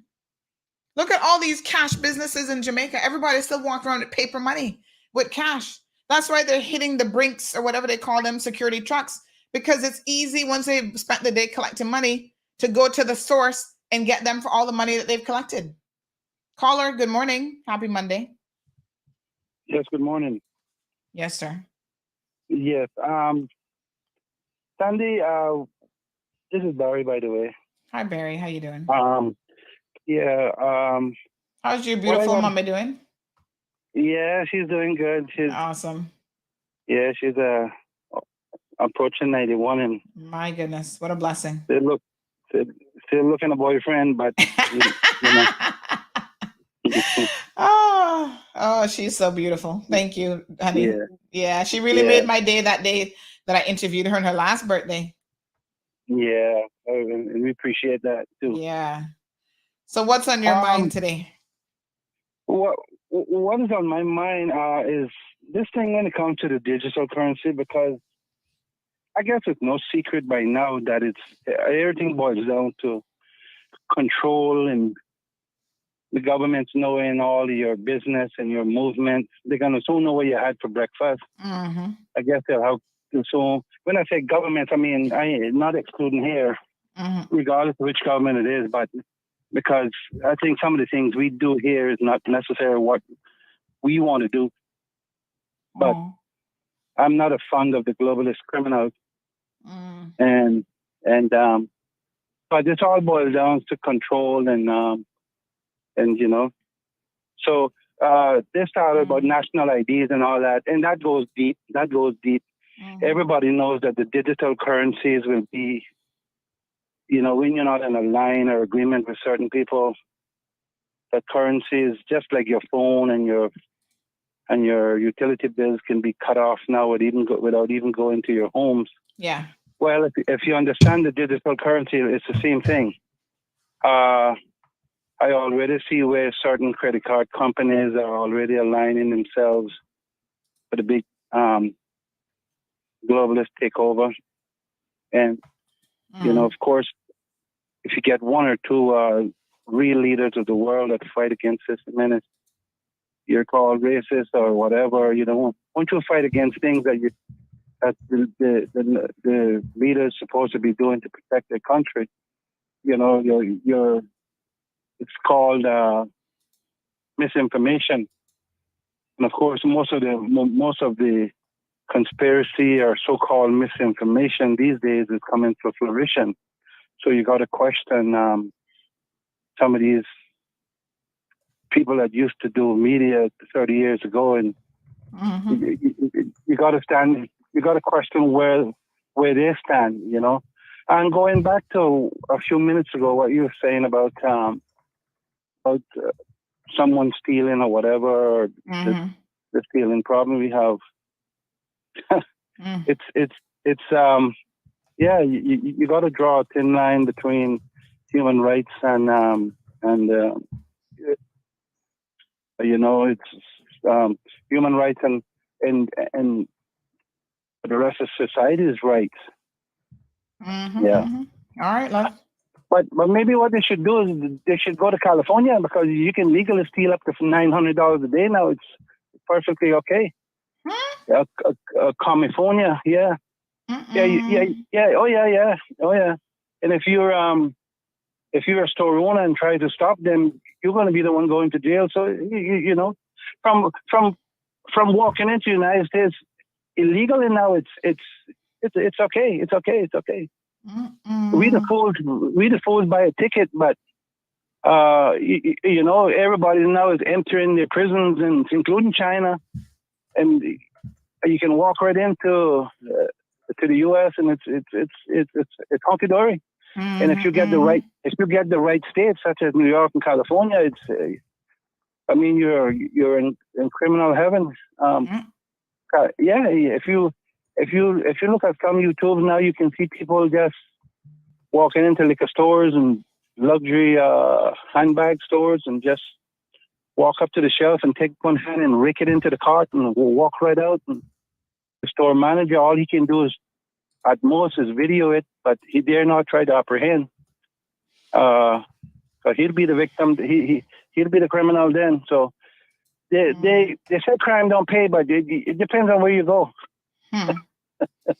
All right, my dear. Appreciate it. As usual, your show is very informative. I don't get a chance to listen often, but as I'm driving in one periodically, I flip the channel on, and it's very informative. I think right now in many cases, you're not going to get everybody agreeing with you. That's expected. Yes, sir. But nevertheless, I think we wouldn't know a lot of things that happen in this country if it wasn't for your show right now. So, last but not least, yes, sir. last but not least, I almost forgot. This thing about the digital currency in Jamaica, don't take for granted that it mightn't happen. Remember, shortly after I don't think they're anywhere. Like I said, I don't know exactly what their prime minister is talking about, but they're nowhere near ready. Yeah, no, none of us is ready, but they're not care. They're not worried about whether they're ready. You know, a lot of us wasn't ready for the pandemic either, and a lot of us won't be. A lot of us won't be ready for the next one in 2025, which they already know the name. By the way, they already know the name and when it's going to start. Oh my gosh! What I'm trying to say is, you know who was in Jamaica shortly after the pandemic, right? No, who was there? It was Uncle Bill Gates, or should I say President Bill Gates. He was there shortly afterward. Do you need to say any more?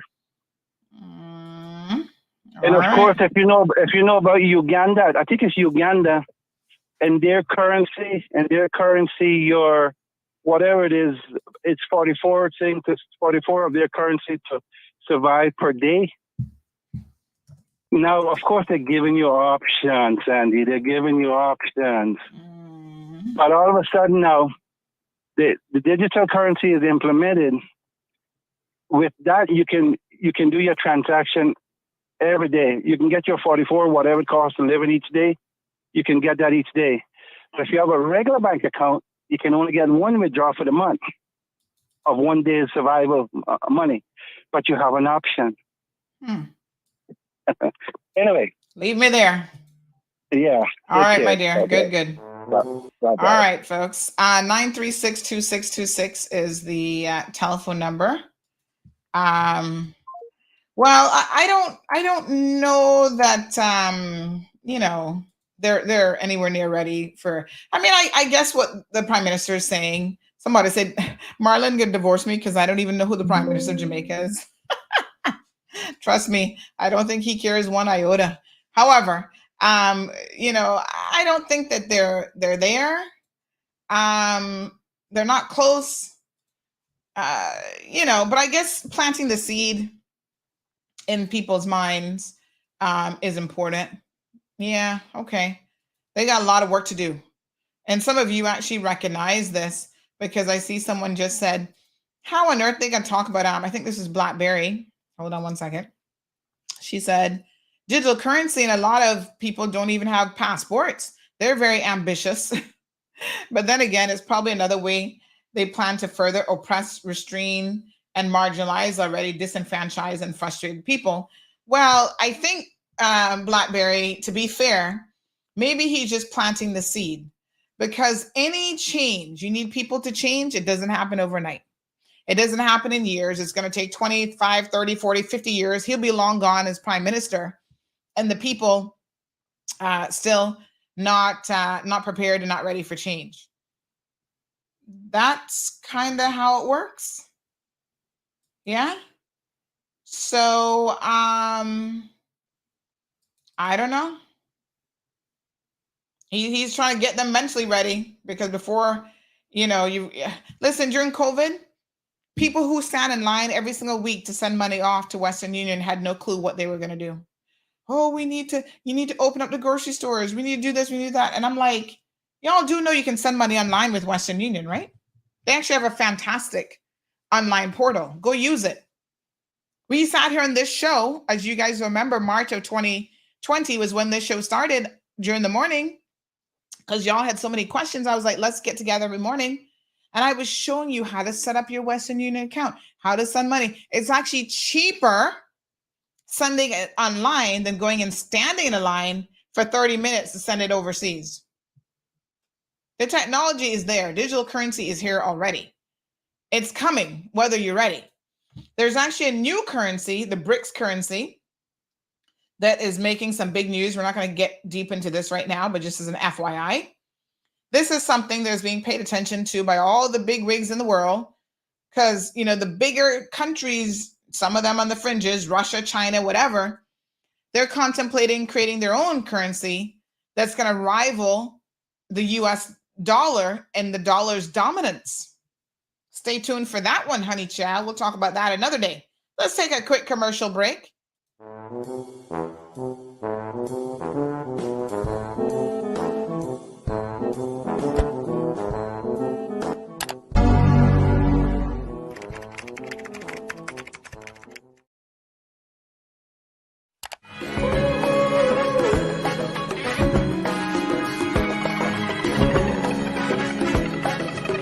Are you tired of overpaying for TV services?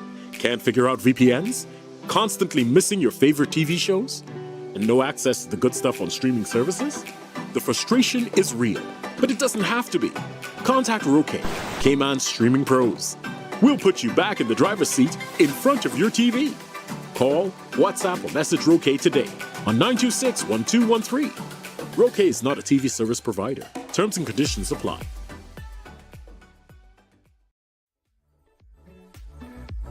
The Cold Hard Truth is Cayman's #1 talk show since it debuted in March 2020. According to independent research, we are the most listened to talk show in 2021, and most people prefer us to any other options on island. We tackle tough issues some days, and other times have fun and lighthearted discussions. But most importantly, the Cold Hard Truth is here for you. Thank you for your support as we continue to be the voice of the people in 2022 and beyond.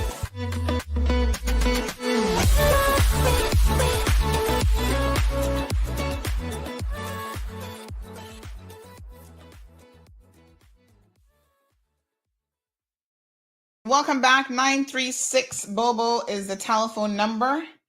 Someone says Western Union is awesome online. Also here, most of the bank branches are closing because online banking and Apple and Google Pay are amazing. Speaking of which, I saw at a restaurant recently. I thought I saw it.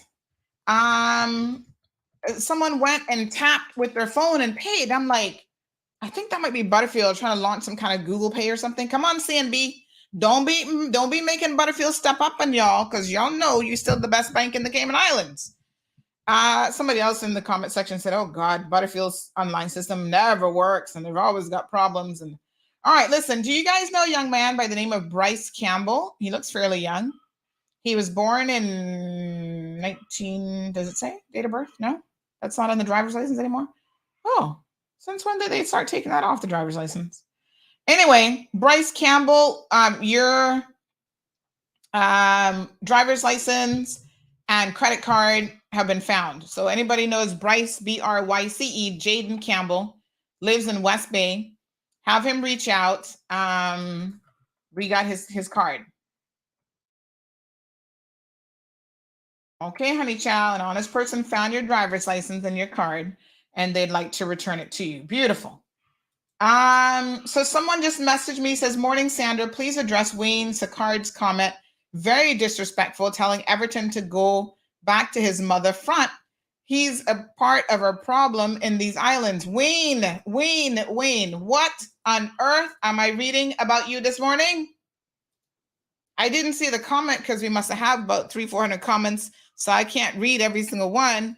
But Wayne, for your own sake, please do not make such comments. Behave yourself, okay? I'm not your mama, but I'm telling you, as I'm sure your mother would, behave yourself. You can disagree with someone respectfully. You don't have to be telling them about their mama front or back or anything else for that matter. And if I see it, you're gonna get blocked. That's your only warning. He said he going to work. Listen, don't be like Jonathan Naina. You get blocked and then you're messaging begging to come back because there's no coming back. Y'all young people need some tough love around these places. You can't be disrespecting people like that. Not on this show, not on this platform. Go out in the streets and do that to people because then they'll deal with you accordingly. El Rey says Butterfield has GoPay and that their online banking is the best. I don't know nothing about that, honey chill, because it's the best when it works. But lately they've been locking people out and it not been working. You can't pay your bills. Good morning, caller. Morning. Yes, sir. How are you? Not bad. Mm-hmm. I think that the effort to educate our young people about why sometimes they head kind of hard. Well, that's part of growing up, right? Unfortunately, it just there's no way around that. Mm-hmm. But I think there really needs to be a concerted effort if we are going to improve the situation, because we need a better understanding about why things can't be the way they're headed right now. Yes. But I'm not going to address the imported element of crime. That's a completely different subject. But we need to really step up and do something more to get our young people to understand why crime isn't a viable way forward. Mm-hmm. I don't mean just saying don't do that, it's wrong, you'll go to prison.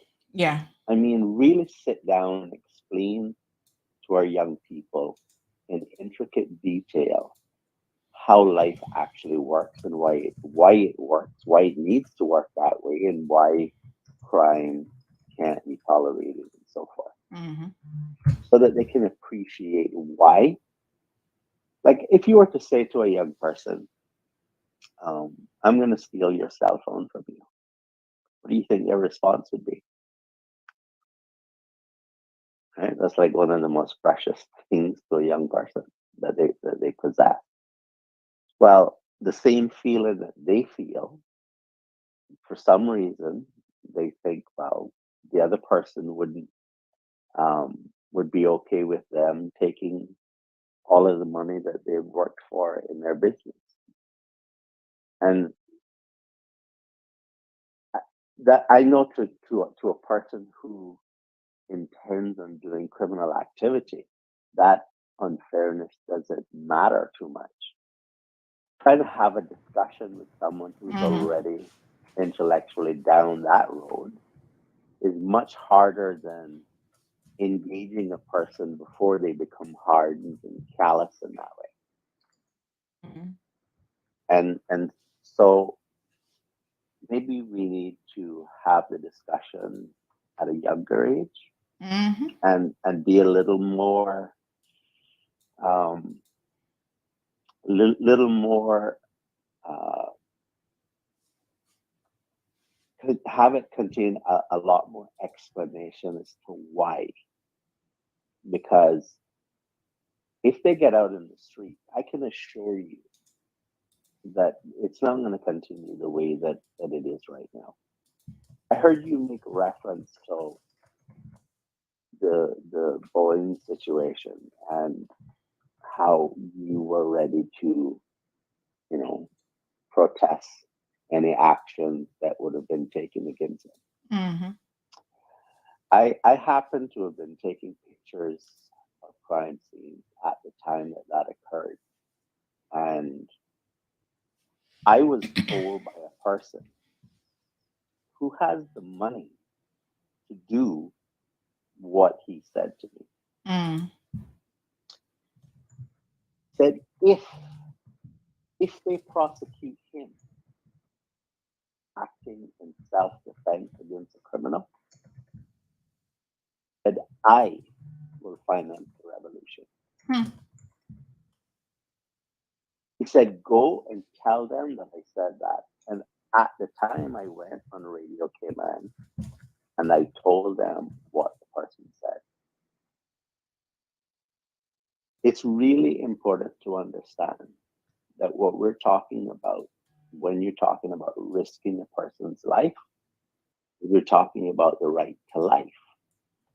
And if you read the Constitution order, there is a derogation in which the state can deprive you of your life under certain circumstances. So the right to life is not absolute. Okay? And self-defense, which is separate from what is set out in the Constitution, is a human right. Okay? So you don't have the right to deprive people of their money. You don't have the right to risk people's lives. You don't have the right to unlawfully take someone's life from them. If you keep it up as a criminal, you're going to face a backlash like you've never seen before. I can assure you of that. Yeah. People will get tired of it. Did you ever go to Kmart supermarket? Oh God, Denny, that might have been before my time. I mean, I was definitely born, I'm sure, when Kmart was still there. But remember now that I left Cayman pretty young. So I kind of, this was the one that was across from the post office, right? From what is now the post office. So I have very, very vague memories as a child, at least being in there before. I kind of remember it. And I kind of remember it being in that like corner unit of that building. But I wouldn't have any substantial memories of it, to be honest. Okay, well, I used to go there quite frequently. And the owner of that store was armed all the time. Oh, wow. And in the past couple of years, the RCIPS has been feeding the Cayman Islands propaganda, total misinformation that businesses, that people, that you can't have firearms to protect your businesses. That is factually incorrect. It's a blatant lie. If you look at the firearms application, it asks you whether you have a place in your business to keep a firearm. So why would cabinet prescribe in regulations provision that is impossible? That doesn't make any sense at all. And what I'm saying here is that I see. Let me give you an example. Speaking of Butterfield, I've seen the police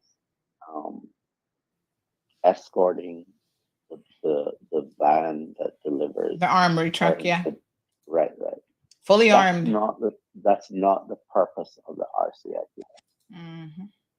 I get why people would say, well, why not? Well, here's the reason why not. The purpose of the police is for general protection of the public. If Butterfield wants armed officers or armed individuals to deal with their currency, they should have security guards do that. Mm-hmm. But it's easier to get police who already have license to be armed, right? No, but if the police is misleading the public that you can't do that, then it's, the bank is not going to argue with the police about what the law says. The law provides for it. What the problem is the police sees themselves as the protector of society.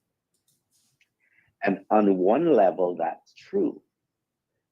What's not true is that in most instances, they cannot be the first responders. The reason they're not the first responders is because they're not usually present at the time in which the incident occurs. They're the second responder. Mm-hmm. So what that by definition means is that unless you're going to put police on every single corner, which we can't afford, there needs to be a different way. Mm-hmm. And the different way has already been provided for. I just gave you an example with Comar.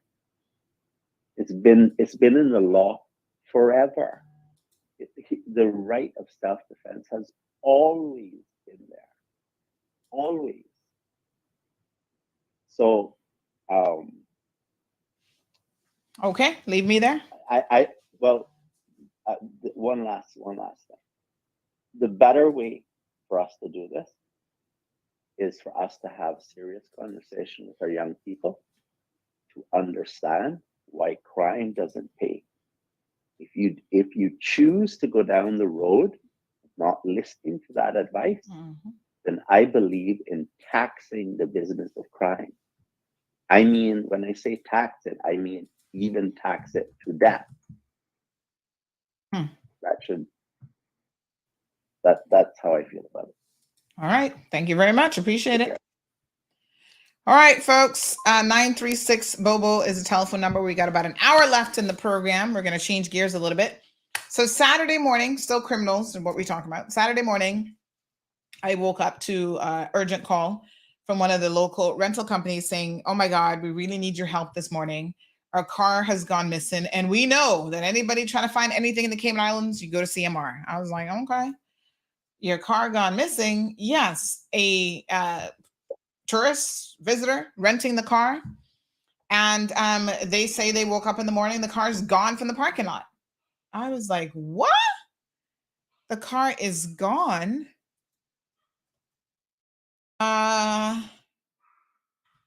Okay. Sorry. I'm like, how does this happen? Well, the police were on location at one of the condos in 7 Mile Beach. They were trying to discover, how the person got the car. I'm like, it's one of these BRVs, these Honda BRVs. I think they're hybrid electric vehicles. And, I keep telling you all that I have one of these Honda electric vehicles.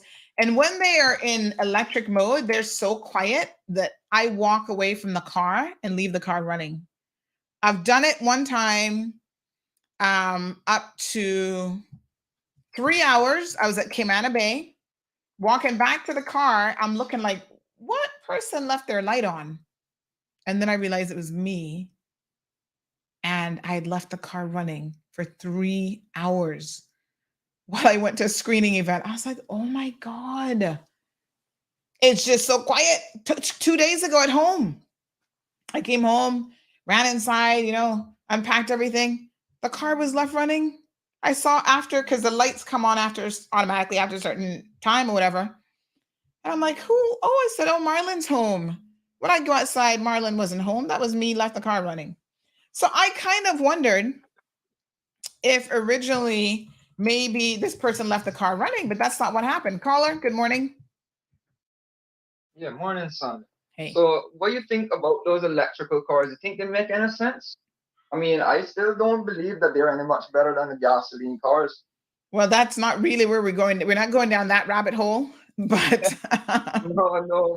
Well, I'm just saying, you leave a car running, you leave an electric car running, you have to charge that back, So. Yeah, I mean, maybe that part of it. But can somebody jump in the car and run away? Normally, I don't leave the key in the car. I do have the key on me, so I think that if they try to engage it, it's going to say that it needs the key. I hope. I haven't tried it yet, but I guess I need to test it. I don't think it could go into gear if you don't have the key on If you don't have the key, right? Yeah, but yeah, I don't think it's like that. Yeah, but let's stay on topic here because I do want to wrap this story up because all right. Yeah, okay. So we're not quite having the conversation about electric vehicles, but so yes, so here's the thing.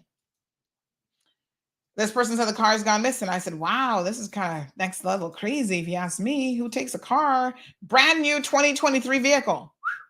Okay. So they were going to the location. They're like, we're going to try to get you some video footage. They sent photos of the guy. The establishment seemed a bit hesitant to release video footage to the public. Now, let me speak to y'all condos out there. Let me be very, very clear. Because it seems to me that y'all are thinking about your reputation. Honey child, you will have no reputation if criminality in this country continues to go down the drain. What reputation you got? What you gonna have is a bunch of criminals breaking into your condos. And I mean, yes, some of us might be asking questions like, how on earth did they get into, because what happened was the video shows the guy actually going in condos and stealing stuff out of the condos, including the car keys. That's how he took the vehicle. Can y'all believe this? The guy has some nerves. So, wow. Broke into the apartment, stole the keys, and on the video, they saw him walking around pressing the button to see which key, which car was going to open up so that he could drive off. This guy is bold. Soka says, who takes a car? Let me show you who takes a car. This is him. Hold on now. Hold on. Where's his picture? See him, yeah? There he is. I saw some people commenting, oh, what nationality is he? He looked like Caymanian to me. Y'all have got to stop thinking that we only have foreign criminals here. The majority of people at Northward are Caymanians. The majority of people at Fairbanks are Caymanians. Let's be very, very clear. So this is him at 3:50 in the morning, walking around these people's property, stealing stuff. People seem to know who he is. We got 2 tips. We passed it on to the police of who people thought he was. Here's video footage of him. Check out this criminal.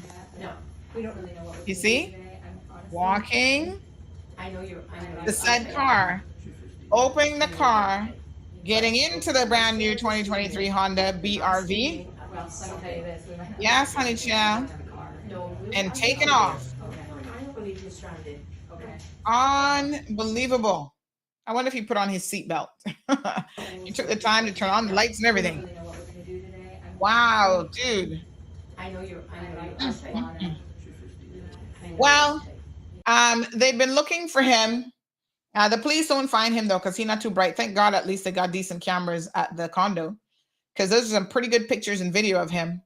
I'm sure the police should be able to, based on the tips sent in, be able to identify him. So a lot of you were asking me, well, what's the latest? What's going on with the car? So the owners of the vehicle hadn't gotten any information as of 8:03 this morning. However, it was discovered by 8:34 that the stolen car, guess where they found it? Let's give away a gift certificate today. Who wants to get a gift certificate to Burger King or Popeyes this morning? Call 936-2626. Tell me where you think the car was found this morning. Just at 8:30, about an hour ago. Call in, honey chow. Let's talk about it. Where do you think the car was found? Siobhan. Hello, caller. West Bay. Nope, not West Bay. Hear you now. I feel proud for my district. Hear you, but I mean, it might have been in West Bay that stole it, but he didn't drive it to West Bay. He didn't leave in West Bay. What? No, man. I don't believe that. Oh, we still know who stole it. Don't worry. All right. All right. So nope, not West Bay. 936 Bobo 936. What is it? 936-2626. Where was this car found? Y'all are not going to believe it. Morning, Miss Darlene. Olive is guessing West Bay, but you got to call in. People talking about Windsor Park. Good morning, caller. Good morning, Bordentown. No. Think somewhere a bit more specific. So don't think just district, but where exactly was it found? A lot of people saying West Bay. What y'all trying to say about my West Bayers? Miss Dorothy says Rock Hole, Windsor Park. Olive says, hallelujah, thank God West Bay clear. Because everybody was kind of saying West Bay. Soka saying East End, North Side, Hot Spaces. Where the heck is Hot Spaces? Good morning, caller. Welcome to the program. Good morning, ma'am. Hello, honey. East End. Where? East End. No. Nope. No. Okay, thank you. All right, hon. Morning, caller. Where was it found? East End, Moritz. No. Not there either. Okay. Caller. Uh-oh. Let me see here now. Morning, caller. Uh-oh. Where was it found? Hello? Oh, sorry. Hi, caller. Where was it found? All right. I was just joking about the first answer, though. I do believe it was the police station. Ding, ding, ding. It was found. Yes, honey child. Yeah, I do believe in those things. I do believe in things like that because it happened to me one time. All right, caller. I'll do message better. you later They about cannot how learn you. better. Yeah, you gotta call it in, Blackberry. I did see you. Some of y'all were getting it, but you need to call it in. All right. Another caller. Good morning, caller. We just had a winner. Oh, I know. Where were you gonna guess? Bordentown, Everglow. No, honey child. It was found at the Georgetown police station. Ouch. What a hot mess. You cannot make this stuff up. Honest to God. Who would have known? Right next to the police car, look at. There's the car. There's a blue Jeep and a police car right next to it. Morning, caller. Good morning, son, sweetheart. Hi. Hi. My phone was so slow. I was charging it. I'm like, okay, congrats to you. And I was going to say this police station. Yes, that's exactly where the went and parked it. You can imagine. And it looks like it's perfectly fine. It looks like it's in pristine condition. Yeah. What a mess. Thanks, caller. Appreciate it. Okay, sweetheart. All right. Bye-bye. Good morning to Miss Darlene. Yeah, but Sandy, that shouldn't be hard because if it was at the police station, where are the cameras? You didn't drove yourself there. I know. Well, listen, we got him on camera already, so this one should be a pretty easy to solve. I know, but I mean, it should be better, Look at that building across there is Barraud's, I think. Yeah. So he Elgin Court, yeah. Right, and then decide he didn't want no trouble. My goodness, poor him. It's unbelievable. Only Cayman. I know, right? Things. Alma says maybe he was reporting for bail this morning. Thanks, my dear. Okay, yeah, that one, I gotta tell you, in all things, sometimes you gotta find the humor in it. And this one really is something else. No, sir. Miss Morna says, Sandy, that's right on. That's what you call right under my nose. Yep.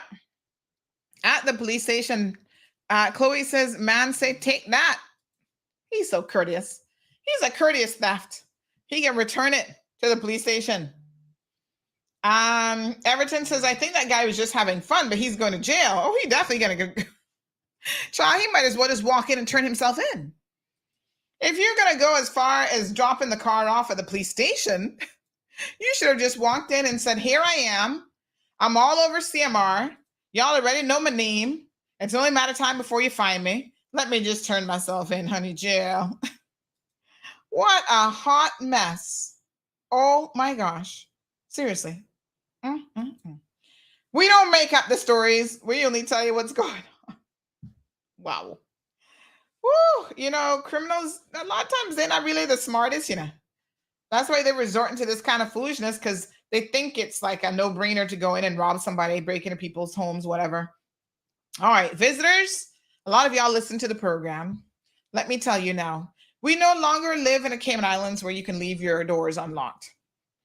Lock your car doors, lock the condo doors, including the sliding doors. All condos, y'all pay attention now while you're worried about your low reputation. Y'all need to use some common sense and protect your visitors. Because the same way he went into these people's condo and stole stuff, he could have gone in there and sexually assaulted somebody. And then that would have been a whole different story. He could have gone in there and murdered somebody while they're sleeping.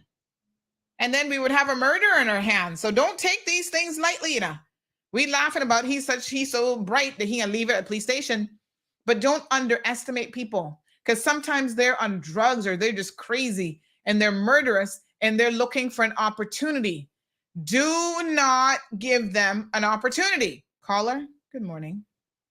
Good morning. I text you and I text the show on the problem with the real crooks, John Blackwood in Jamaica, who sold me a piece of property, $15,000 years ago. I sent the paperwork to you.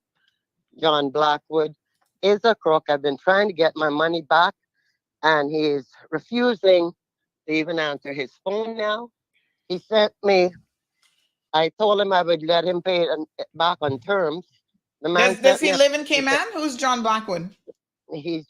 John Blackwood is from Jamaica, Portland. I am Caymanian. No, but does he actually live in the Cayman Islands? No, he doesn't. But honey child, let me be very clear. Hold on now before you waste too much time on the story. Come tell you the truth. If I tried to take on finding criminals in Jamaica, we would have nothing else to do on the show but that. I'm sorry to say, but I can only work on the ones that we have here. I can't expand beyond these little shores.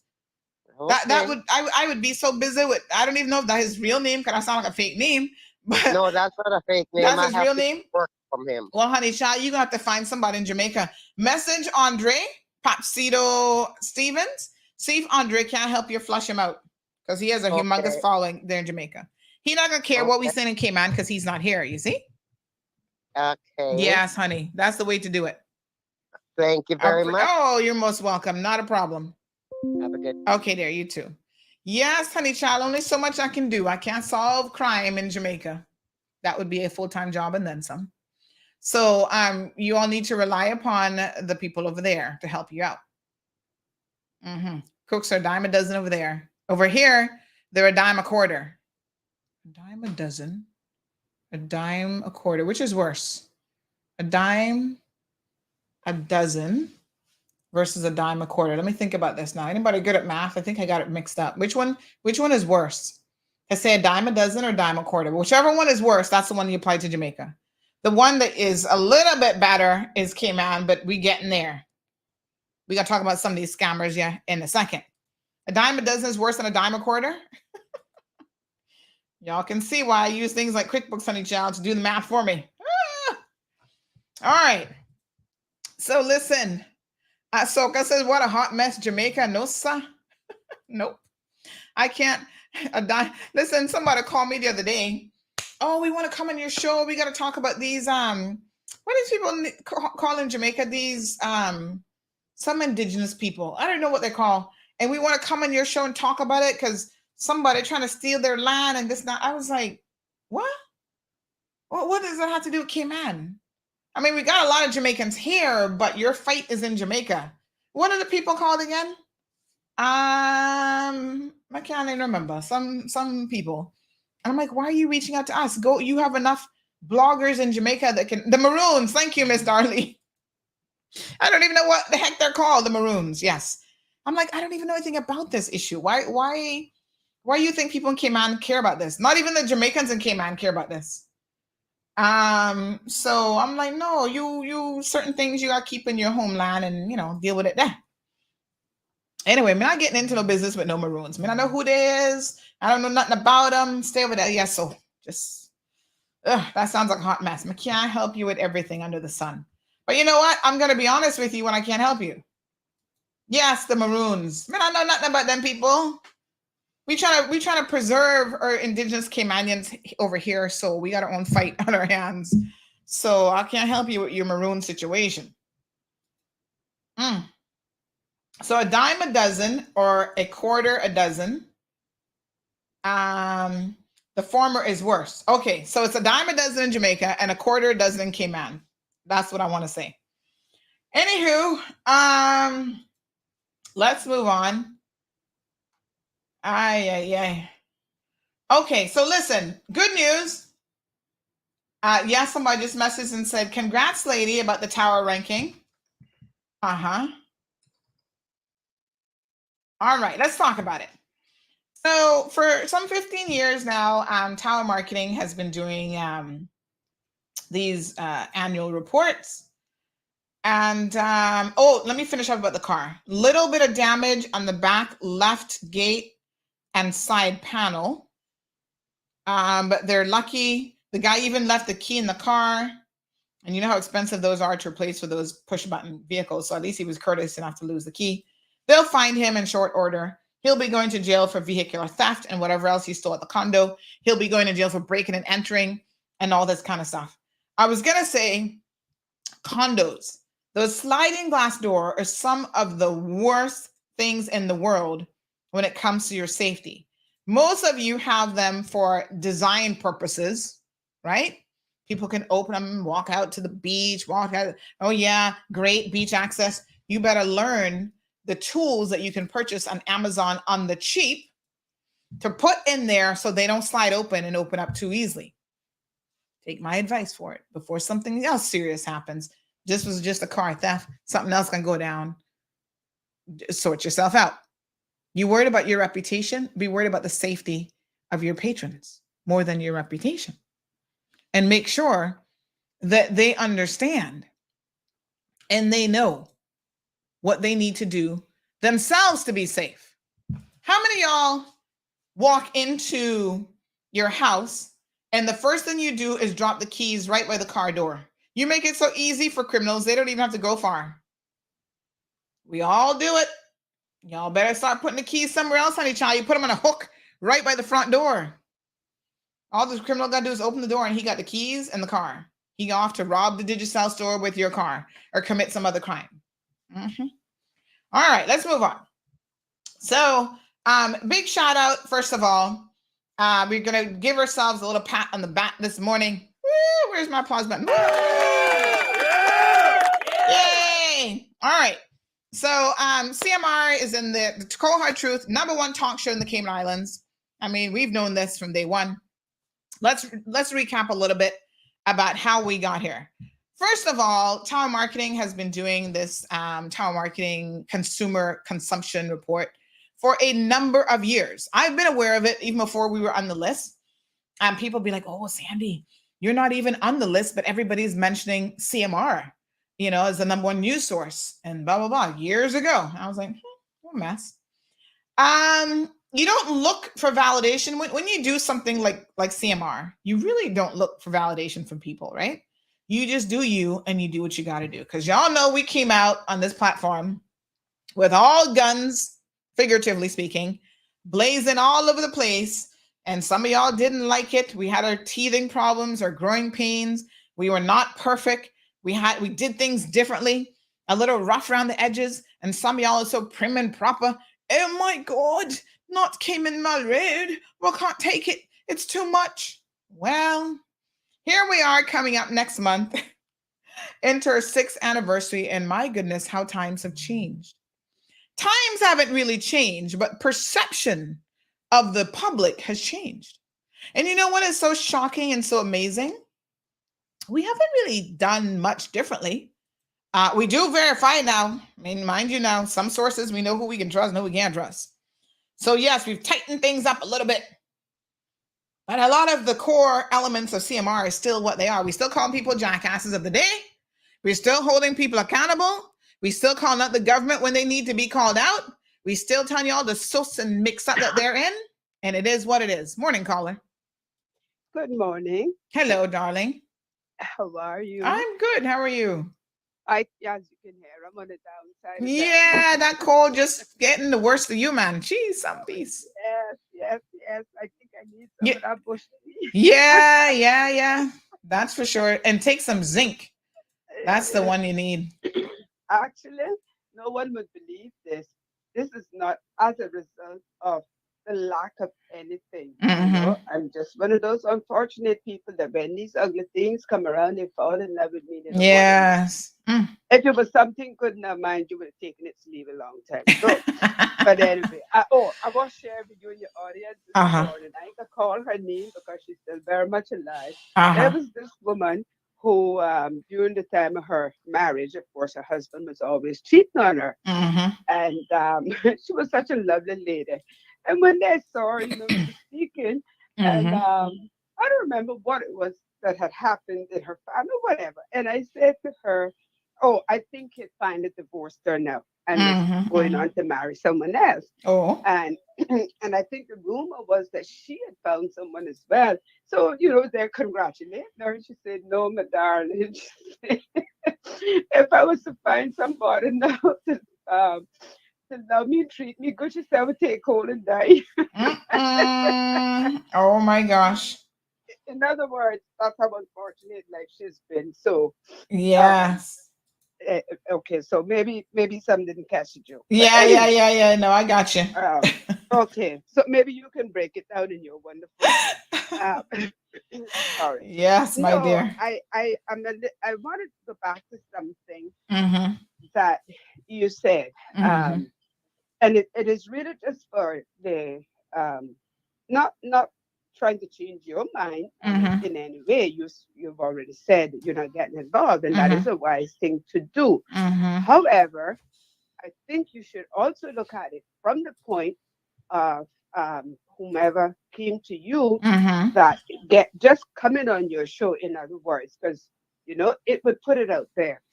And this thing with the Maroons has been going on for quite some time. And unless you know the history of Jamaica and the history of the Maroons, one would never understand why this is such a very painful thing. But I would say to anyone, don't turn away from it. No, it's not our fight. But you know what? That is not our fight, but it's the same fight that we have here. Because they're being flogged off for what is rightfully theirs, just like we're being pushed off for ours. Okay? Yes. And some are asking, who are the Maroons? Well, let me just say that Jamaica has 7 national heroes. One of them is Nani, Queen of the Maroons. And she was anointed, I'm going to say anointed, a national hero, because they don't give them away like lollipops up there.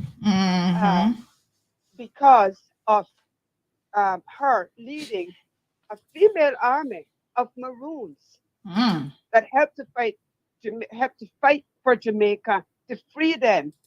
You know what I'm going to do? You know what I'm going to do, Carl, if I can pause you right there? Because, I mean, I think it's an interesting historical, thing to get into, but I'm no expert on it. I'm not but I'm going to reach out to a few people in Jamaica to see if they can at least tell us a little bit about the history of the Maroons, as you're sharing now. Why don't we dedicate a little show to it? I just, think on the face of it, that's not our battle. We have enough here, but there's no harm in knowing what our brothers and sisters across the region, including Jamaica, are having to go through and what they're facing. Because like you said, it's not so different from the same fight that we all face at the end of the day. Mm-hmm. Yeah. So like let's leave it there. I don't want to get too deep into it today. That's fine. But I think we'll do a show on it and we'll see what we can do. I just thought I'd try to explain that. Yeah. That much. No, it's a good. It's a good. Asking me in the comments, right. Who they were, Mhm. and I'll tell you right now. Mhm. Anyone that knows me know they're never going to have a conversation back and forth with me in writing. Okay, I'll make a comment, but I'm not having a conversation back and forth. You want to talk? You want to have a conversation with me? Let's sit down and talk. Yeah. That's me. All right, love. So thank you for that. Yes, absolutely. I would encourage you to because you have a lot of Jamaican listeners also. Yeah. Oh yes, And yes. even they, because let me just tell you, they're taught their history. Okay, so they're no stranger to what I just said. Mhm. And maybe that same guy Andre, I forget his name, he could Mhm. probably give you a lot of rundown Yes. on not just the Maroons, but all those involved in that lot of bloodshed that brought Jamaica to the point that they're at today. All right, Okay? love. Thank you so much. Thank Appreciate you. it. Bye-bye. All right.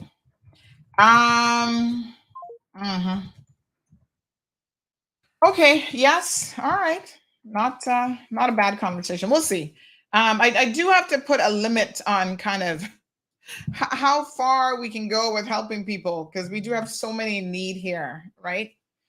So let me get back on topic a little bit here. So let me talk about this. So right. So we made I think a couple years ago we finally were added onto Tower Marketing's list, right? And I must say it's interesting because the first year we were they had a slide. I'm going to show you some old slides. I won't show you any of the new ones because Tower Marketing is in the business of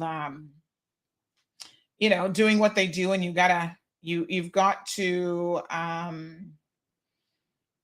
pay to get this stuff, right? And I understand their business model, and so I'm not trying to take away from that in any way, shape, or form, but I think it's interesting. We've done a story. Basically, CMR is the #1 talk show. We were last year as well. So the very first year that we were added, we were already in the #1 slot. And I'm going to tell you why this year is a little bit more interesting from my perspective, right? So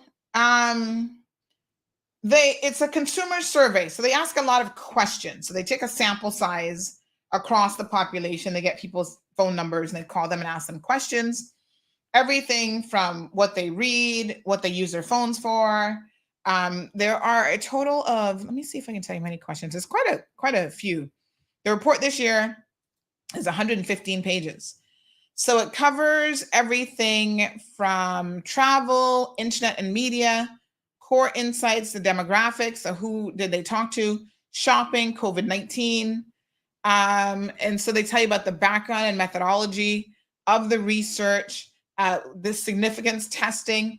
So although the sample size is like 500, I think it's like 500 and something people, it's important to know that whether it's 500 and something people or even 1,000 people or 2,000 people, the results are more or less going to be the same. There is a margin of error, I think, of like 1 or 2%. So anything that's within 1 or 2%, like if it's like, oh, the #1 station is this, but 2% below them is another station, it could be off. But it is very, very interesting. I mean, they talk about, how many of them are high school graduates, how many of them have some high school, college graduates, university postgraduates, currently in university, vocational, no schooling, and then some people didn't reply to that question. Children in a household, what their occupations were, income. So, they talk about their income level, all this stuff. And what I find interesting is, first of all, we, when we made the list, and they said, oh, you're the #1 talk show, we were only on social media. Now, I did think it was a little bit interesting that we were already in the #1 spot when we were only on Facebook and YouTube. However, it's interesting, but it wasn't really a surprise to me because you know what? Social media penetration is significant and enormous. It talks about the fact that most people are getting their information, their news, whatever, from social media. They're not picking up a traditional newspaper and reading it anymore. And for the world of me, I actually have no clue why newspapers are still printing anything. You're wasting and killing trees for absolutely no reason. Most people are perfectly happy, with simply scanning the news online. Some of y'all read it a little bit more detailed than others, and some of you do not read at all. No, you don't, honey chill. I'm telling you because I know. So, let's show you, and the questions over time have changed slightly. I'll show you what I mean by that. So I'm going to use some old stats here because, like I said, her new report is out. This is Tower Marketing, which is Lynn Biles. They spend a lot of time. They have people calling and doing the surveys, and so you can actually choose to pay for this. So this is the survey that they did. This would have been the one, I think, back in 2000. What year are we in? 2023. So this is probably like 2021 survey. So let me show you a couple of things that I think is interesting. Yeah. All right. So this was one of the questions. When the question is, they tell you what the question is, and it's important to know what the question is because the question can tell you a lot. When thinking about local newspapers, which three organizations come to mind? And so let me increase the size just a tad so y'all can actually see this. Oops, going the wrong. No, wait a minute. I'm trying to increase it, but it's going the other way. All right. Oh, I guess because it's an image file. All right. So, I think down here is where I should increase it. Yeah, there we go. All right. So they had Compass, CMR, Radio Cayman, Cayman News Service, Loop, Government Information Channel, Caymanian Times, Cayman Bay Times, Everything 345. Everything 345 wasn't even on the list this year because I think what they do is a little bit different. Like people don't necessarily see them as news. It's more like some information, but party, fun memes, and that sort of thing. So the Compass came in, and they break it down like how many people education-wise said that they read the Compass. You can see, high school graduate had the most, college, university graduate, vocational. Then they do it by income. CMR was in the number 2 slot during this particular year, and then followed by Radio Cayman and then Cayman News Service. I was a little surprised by this. So that when people are asked which 3 news organizations that they think of, the top 3 was Compass, CMR, and Radio Cayman. Okay, I guess people are still listening to the evening news and Radio Cayman is what I was thinking at the time. Then the next question was percentage of local websites used regularly. Now, this is where, and I think it's the nature of the question, a lot of people were going and saying, I go to Cayman Mall Road's website. So much so that we came in after EK Trade, and then the Compass came in at almost half of where we are. Now, having said that, this graph is no longer in the current report, and I'm not sure, how they determine what questions to ask or whatever, but this is no longer there. And now the Compass is supposedly in the top spot for, I think I'm skipping too quickly. They're supposedly in the top spot, followed by us for news. This current report. This graph here was taken from Facebook. Now, Facebook is not going to lie to you, but Facebook is only looking at, obviously, Facebook analytics and data. Not every person is necessarily on social media or on Facebook. But here we are. This was taken well over a year ago, showing that the top liked Facebook pages for this region, it was CMR in the news and media website category, then the Compass, then CIG, then Cost You Less, and then Digicel. This is dated, though. I want to make sure y'all understand this has changed. And then Facebook gives you all this breakdown again of information because they know who their users are and demographics. We've always had more women. This has changed slightly. And I think the men might now be edging out a little bit on Facebook. But traditionally, we've always had more women prefer our platform or engage with our platform more so than men. So now we have preferred talk show.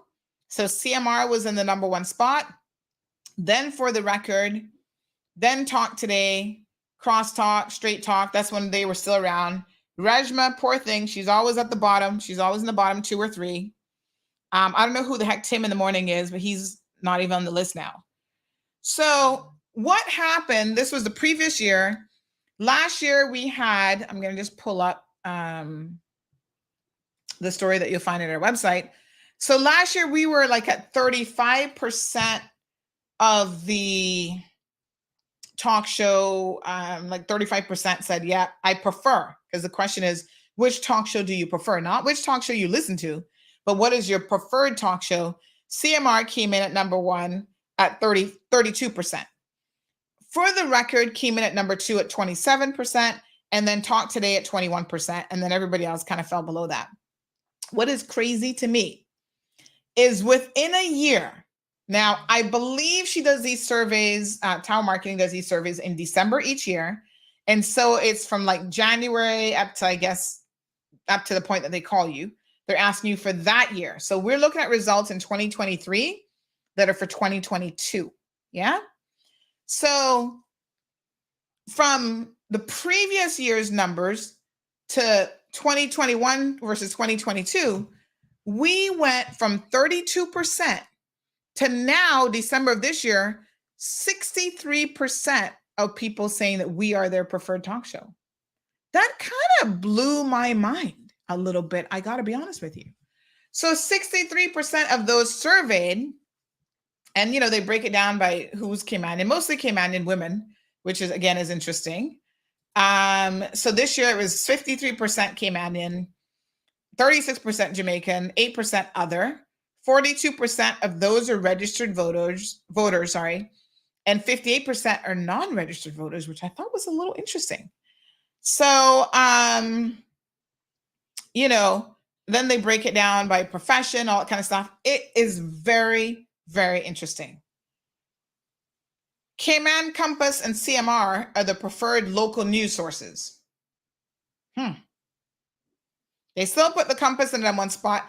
I also thought it was weird. I don't know why this feels a little bit off to me, but I think let's look at next results. It says the Compass is the print newspaper that's read the most. Well, they're once a week. Nobody's buying the Compass. I kind of felt like, okay, that speaks more to me about the only other print newspaper, which would be Cayman Times. Even fewer people reading Cayman Times, I guess, than the Compass, which kind of sucks when you think about it for Cayman Times. But so we went from 32% up to 63%. That's almost a 50% increase. And people who say, yeah, I prefer this talk show than all others. But here's what is more interesting. The top 3 are still this show, Talk Today and For the Record. But Talk Today is at 25%, whereas the previous year they were at, hold on one second.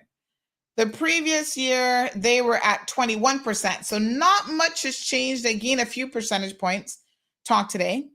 But For the Record, I was very surprised. For the Record was at 27% the previous year. They have dropped down to 6% of those surveyed say they prefer OC's show on the Record. That is a significant drop from being in the number 2 spot at 27%, going all the way down to the number 1, 2, 3. Well, he's still number 3 only because some talk shows are gone. So Crosstalk is gone, Straight Talk is gone.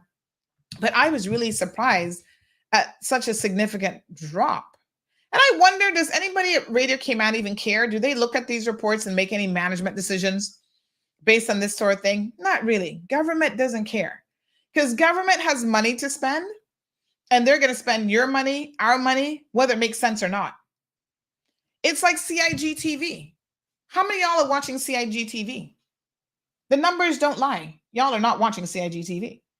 This report confirms that because if we go to the next section of the report where they talk about, where you're getting your news from, It has now dropped from 11% in the previous year, saying that they got their news from CIG news channels, government news channels, down to 6%.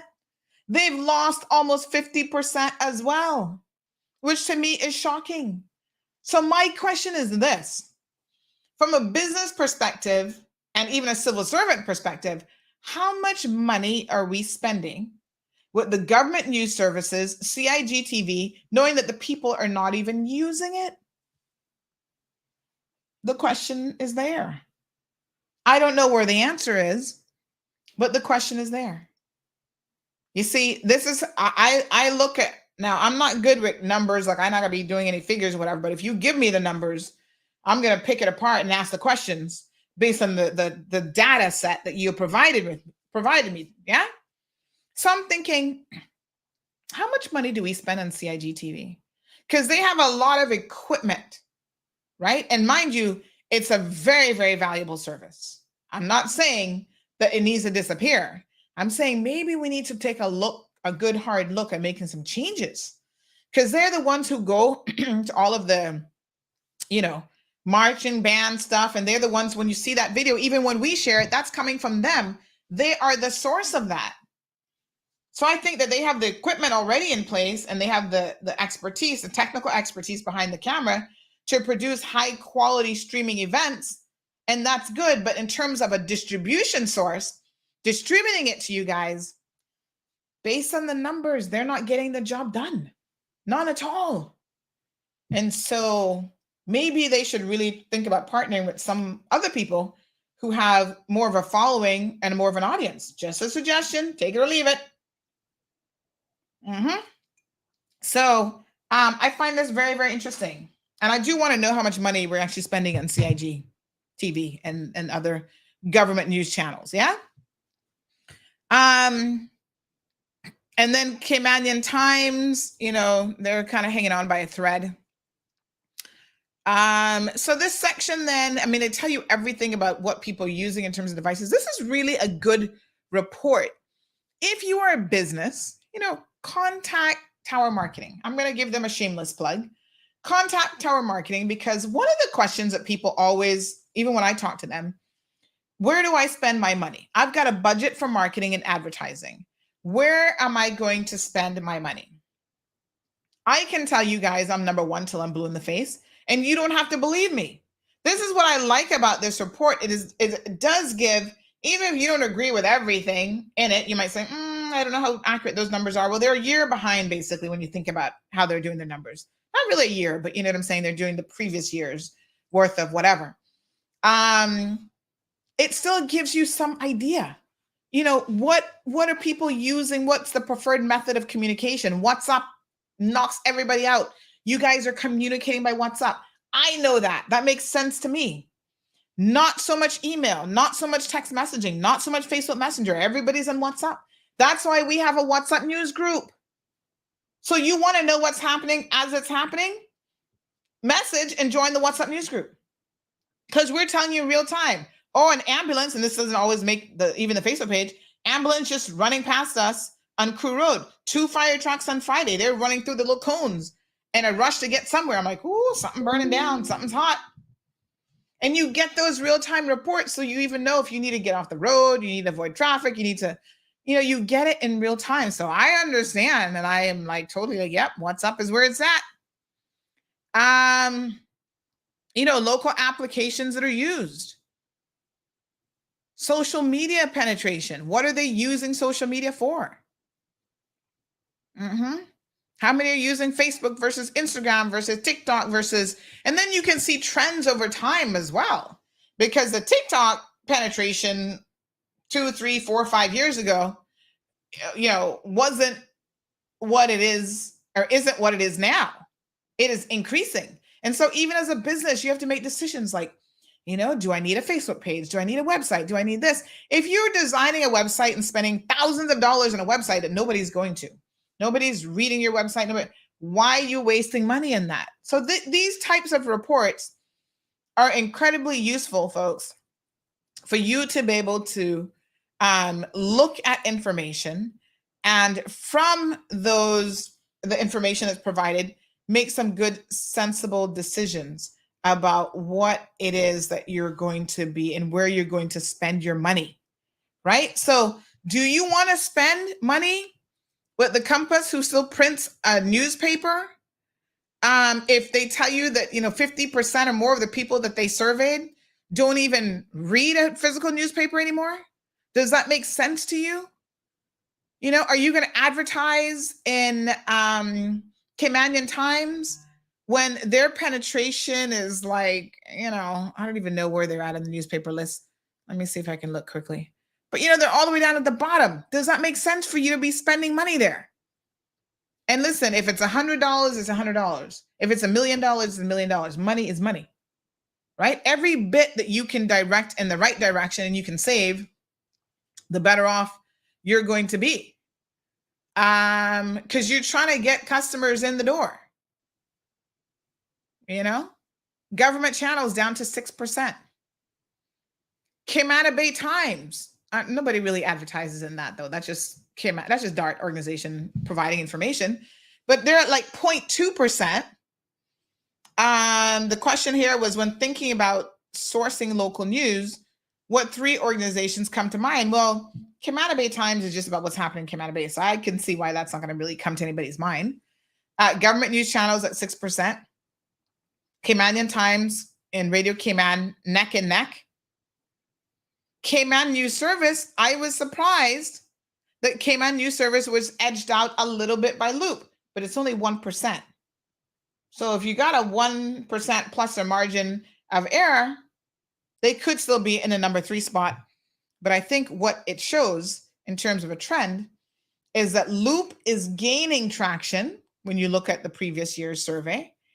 And unfortunately, Cayman News Service is losing traction. Or maybe holding their position a little bit. I don't know. The writing's on the wall for some organizations, especially when it comes to print media, for sure. And, I feel like we all fill a different gap. So CMR, number 1 talk show, what I found particularly interesting as well, when it comes to who is reading our news, I couldn't believe it when I saw that it now says that female graduates, university graduates, are more likely than not to read CMR. Because before, and then our income bracket has gone up. So you're more likely to read CMR if you make $3,001 up to $6,000. That wasn't the case in the previous year. The previous year, we fell into the less than, you're more likely to read CMR if you're in the less than $3,000 bracket and you're a high school graduate. So imagine we're stepping up, honey chill. We're getting some of them intellectual folks who'll be listening to the program and saying, yes, honey child, we right here with you. We paying attention. And we got money. We got disposable money to spend. That's important to know. And we love CMR same way. And then the flip happened with Cayman News Service, where they're, according to this, their readers are kind of now the high school graduate. They're no longer the educated folks.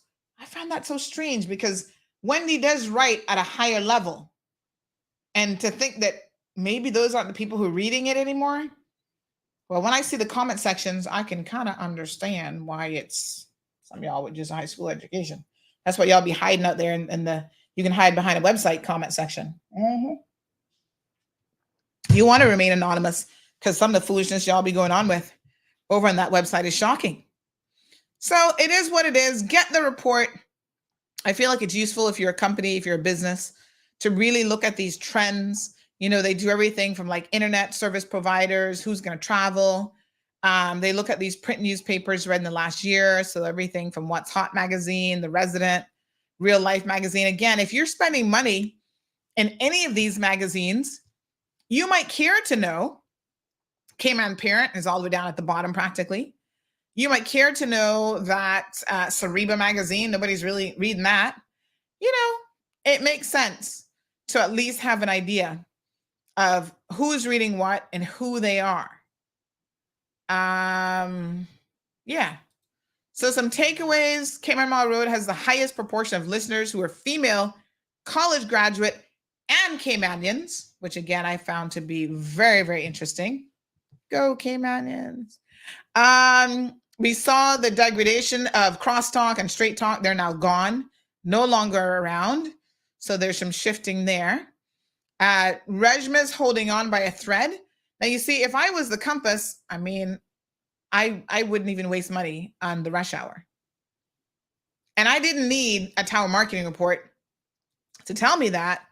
All you have to do is go to Facebook and you can look at their numbers, right? If you have a, let me show you, Cayman Compass. If you have a following of 45,000 people and you do a video, yes, interview with people like the likes of the governor and, you know, politicians and whatever, and you still only manage to get a couple hundred people watching your talk show or watching your, whatever it is, your interview. At some point, you've got to understand that this don't make no sense. 2 weeks ago, Rajma's show had 344 views. And you have 45,000 people? So you can't even get to that 1,000 mark? And consistently, the rush hour is about in the 300 to 350 views. Occasionally, she might have a topic that piques people's interest, I guess, a little bit more. And it'll go up above that. But you see, to me, that's just a business decision. And I'm going to tell you, we make these business decisions here all the time. Right? And the most important thing is when you look at trends, her numbers have been dropping consistently. It's not like they've been holding steady. They have actually been coming down. And at some point you're going to go, does this make any sense? This is resources. This is someone sitting there with a recorder, recording her. This is Rejma's time. She could be utilizing her own time, doing something else that is probably going to reap more benefits, researching stories to write, as opposed to doing these interviews. You know, the last one she did 2 weeks ago, 344 views. I think she's on Wednesdays. A week ago, 382 views. Nobody is watching. So if nobody is watching that show, why you keep producing it and wasting time, resources, money? Have Rejma go do something else at the Compass. Maybe have her do more investigative reporting or whatever it is that you guys are reading, right? Because you're certainly not watching her show. We made a decision recently. It's just a business decision. We were doing the Daily Buzz. Kevin Watler spends a lot of time picking out the news stories, putting that together. Listen, even if it's a 5-minute show that you see, it takes time to do the weather, to put it together, to edit it, voiceover, That's time. We realized we were still getting way more than 300-400 views, mind you. We're getting 800-900, 1,000 views. But to me, that's not enough to justify Kevin doing that. And again, we didn't see the increase where it's like, we've been doing it for like a year. The numbers are going up. It makes sense to continue doing it. So we cut the cord, right? This don't make no sense. Let's focus Kevin's efforts elsewhere. So one of the things now that Kevin is working on is he's doing, you'll notice it, shorter sound bites from the show, from the talk show in the mornings. He's going through the talk show and he's clipping and editing those, right? We rebroadcasting shows, like say, for example, the attorneys come on for that segment. You don't have to listen to the whole thing. During the weekend, we'll rebroadcast it so you can listen to just that segment. You get to hear me, talk about very, very specific things. So he's doing that. It takes a little bit more work in a way, actually. But that is more beneficial to you, the listener. And I can tell you, based on what we have seen so far, you guys are much more engaged in those video clips, and you're watching those shorter clips a bit more as well. So you give the people what they want, folks. Yeah? That's just how it works. Like, you know, we did the recap of Taste of Cayman. That was 1.6 thousand views. That was just a day ago, and over 1.6 thousand of you have already watched it. We have, I'm just looking at some of his clips that he's done, because again, hold on a second here. These are useful for you guys. You just go to the website and you can see it. The Path to Better Night's Sleep. That was the segment with Health City. That's an hour and 15 minutes. 2.3 thousand of you went back and watched that. You know, that makes sense. That's what you guys are interested in. And then you don't have to sit down and watch the entire show. You can just watch the clippings. The one about leaving turtle meat alone, it's only 17 minutes. You guys must have loved it. 3.9 thousand of you, almost 4,000 of you, went back and watched that already. And that was 3 days ago. And I know sometimes you guys are playing a little bit of catch up. So that's where you make decisions, right? Based on the data that you have available to you. Marla Jukaran said at her speech at the Economic Outlook a couple months ago that we are making decisions in this country from tourism to everything else, and we do not even have the data to support the decisions that are being made. We are spending money, good money, the people's money. And at the end of the day, guess what? The numbers don't support it. Yasmin says the news is very important. I think what was happening is you guys listen to this show. On average, 5,000 views a day. You guys are watching this show. And on this show, we're going through the news in greater detail. And I think that's what you guys prefer. And you get to, dig in a little bit deeper. These are some of the trends. Contact tower marketing. I believe that as a company, if you want a question asked, they can even tailor it to the report. They can include it. Definitely do that. Marshall says Chris Saunders not on the Sharper hour anymore, so her ratings will continue to drop. He never pulled in any ratings for her in any event. Let me be very honest. Anne watching from 503 area code, where's that? He was no showstopper for Rejma. She just used him, I think, because he was easy to come on there. I don't know. But I understand he used to torment her, poor thing. That he was not very nice to Rejma. But she got to suck it up because the compass tells her to suck it up and interview him. What a hot mess. You know, over here, so we're not sucking up to nobody. If we don't like you, we can tell you. And you're not coming on the program with your rudeness and your facelessness around. Yeah. So this is what happens when when you have to kowtow to certain people as a corporation. Ms. Brenda says Loop News is good, but published too late. I don't log on to CNS. They're too disrespectful and biased, in my opinion.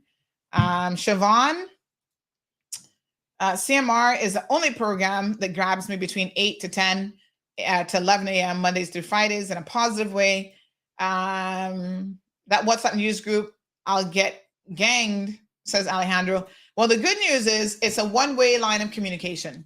It's a notification list. So we send out notifications. You don't see who else is on the list, and you don't interact with them in any way. So they won't see you, and you won't see them. And so you'll be getting no arguments over there. You just get the news.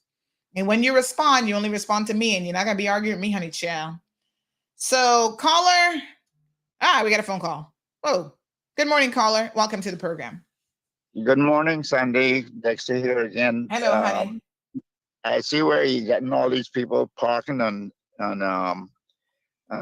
handicap parking. I saw one sign the other day: stupidity is not considered to be handicapped. Yes, sir. I thought that was really funny. And then this is advice to everybody: sleeping next to someone you love makes you fall asleep faster, reduces depression, and helps you to sleep longer until they start to snore. Good ones. Oh my gosh. All right, folks. All right, you take care. Thank you. Appreciate it. Okay, bye. All right, love. Good morning, caller. Welcome to the program. Morning. Hello there. I want to say two things. One is congratulations on the new reading. Oh, thank you, sir. And secondly, I sent you two photos. One is in the portrait orientation, and one is Yes. in the horizontal. And if your listeners and viewers want to make CMR's presentation even better, they should do their videos in the horizontal orientation. Yes, when they send in tips and stuff. Yeah, you know, I could do a whole course on using your iPhone. Well, it's just But turn it the long way, left and right. yeah. And because that allows the image to fill the frame and people can see the content better. Absolutely. Yep. Thank you. Appreciate it. Yeah, we could do a whole show, folks, on taking better images and stuff with with your smartphone. But yeah, you know, work it out, folks, when you send me footage, if you can take better footage. But you know what? I appreciate you guys. This is the people's platform. Let me be very, very honest here. We rely on you for information and all sorts of news tips and sources and so on. So I don't pressure y'all. This ain't your job to send me information.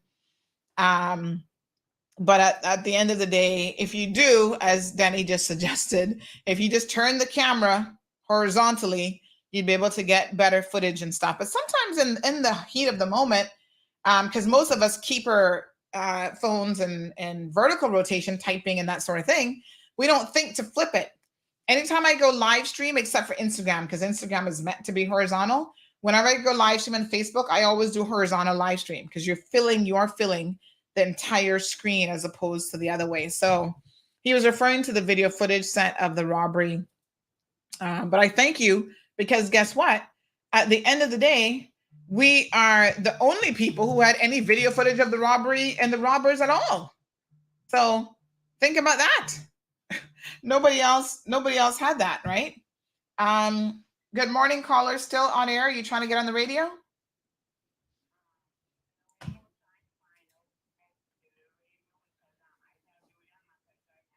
Okay, so I'll make an announcement right now about that. Okay, dear. All right, good. All right, my dear. Okay, so somebody calling about the radios. Most of you should be able to collect your radios at the station, DMS Broadcasting. So we have left it there at the station for you to collect. So just go by there. Radio has your name on it, information. Some people asked late on Friday, so those will be delivered, I think, a little bit later on today. But the vast majority of your radios, if you got confirmation that you were going to get one, should now be at DMS Broadcasting. They've got a receptionist there, and she's going to get you your radio. Speaking of merchandise, all right, let's review this as well. So let me just go through this really, really quickly. But we have a new mug design. A local company printed these for me. We wanted to add a little bit something extra. So we have put the honey child on one side. So let me show you guys what the mugs look like. They look good. I don't even have one yet. I posted this yesterday, and we actually don't have them as yet. But I should have some this afternoon. This was just a small order, honey child, but they look beautiful. I like them. I'm just waiting on pricing to see what we're going to do with a much bigger order, but they look really, really good. And so now everybody's messaging Miss Sandy, when can I get a mug? And they're not ready yet. There's a super fan who is returning to the UK today. And she will be getting the first one at the batch because she's on her way to the airport. I said, listen, honey chill, you go straight by, I'm not going to tell y'all where because y'all might show up demanding mugs. Go straight by so-and-so. I've authorized you to get one of the mugs out of the batch. On one side, it says honey child and then Sandy Hill. And the other side has a cold hard truth along with el número de teléfono. Okay? So this is the new design, honey child on one side, and the next side is the cold hard truth. We are going to be rolling some of these out. I need to put my list together because we got an anniversary coming up next month. Now it occurred to me that I might actually be away for the anniversary. Ooh, honey chill. I am traveling next month. We got a wedding, but guess what? Because I think our anniversary is the 29th or the 30th. Anywho, we're going to be traveling the 30th, so we can't do it then. So we might do it a day early. On Thursday the 29th, I think is when we'll celebrate. But we need to get some merchandise ordered. We need some t-shirts with some funny sayings and stuff on it, some hoodies. We need like something like smile, you're on CMR. We need to do one for like the handicapped jackasses of the day. We need all kind of merchandise, right? Time to get some merchandise. So I'm working on it. If you have any design ideas, if you're good at that sort of thing, reach out to me because I'd love to have you on board to assist with the designing and stuff of like shirts and so on as well. But we're getting there, honey, chill. We're getting there. I love the new mugs. I love that honey dripping. I had my designer work on that for me. I was like, you know what? We need some honey. Look at it. It's like dripping, literally dripping honey. Ooh, hotness. This is where it's at. So soon I'll be putting together, this is only 30 something mugs that we have right now, but we'll be trying to put together a little bigger order. Damaris joining us from New York. Good morning.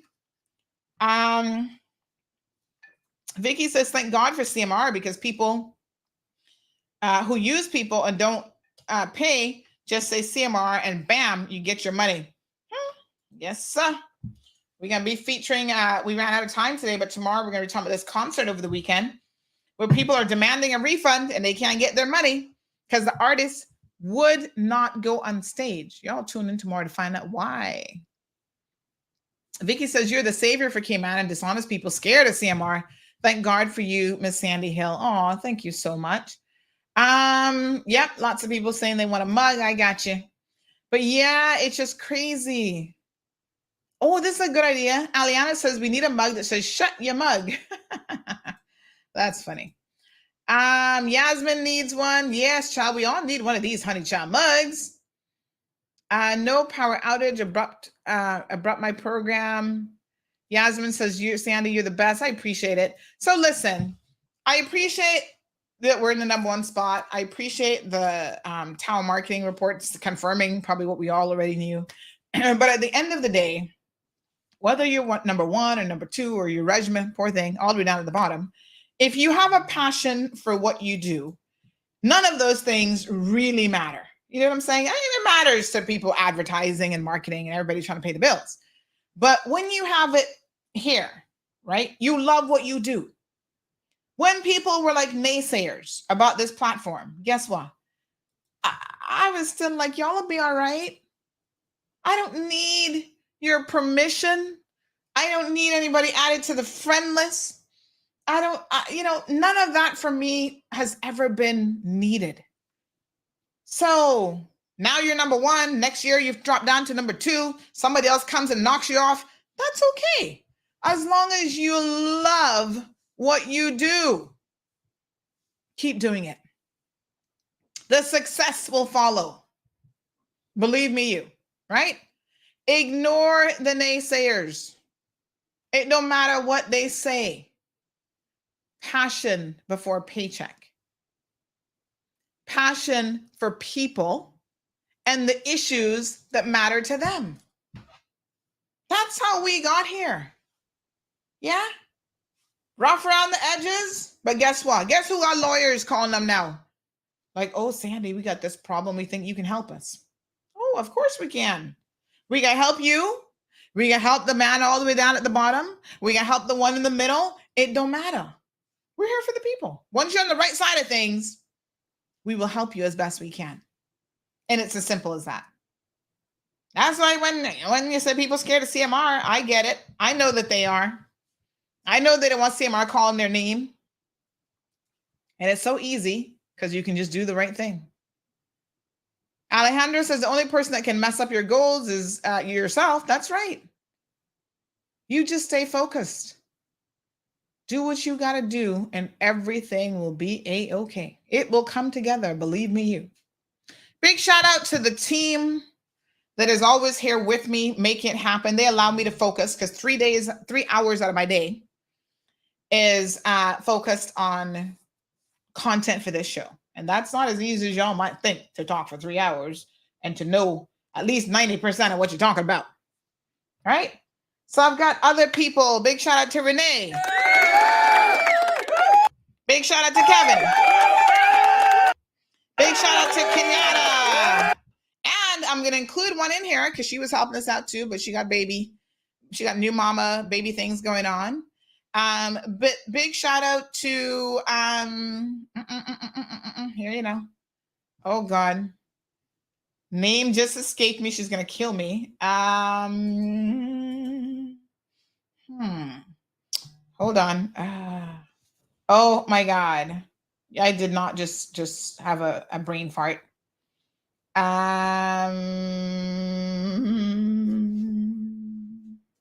Lord have mercy.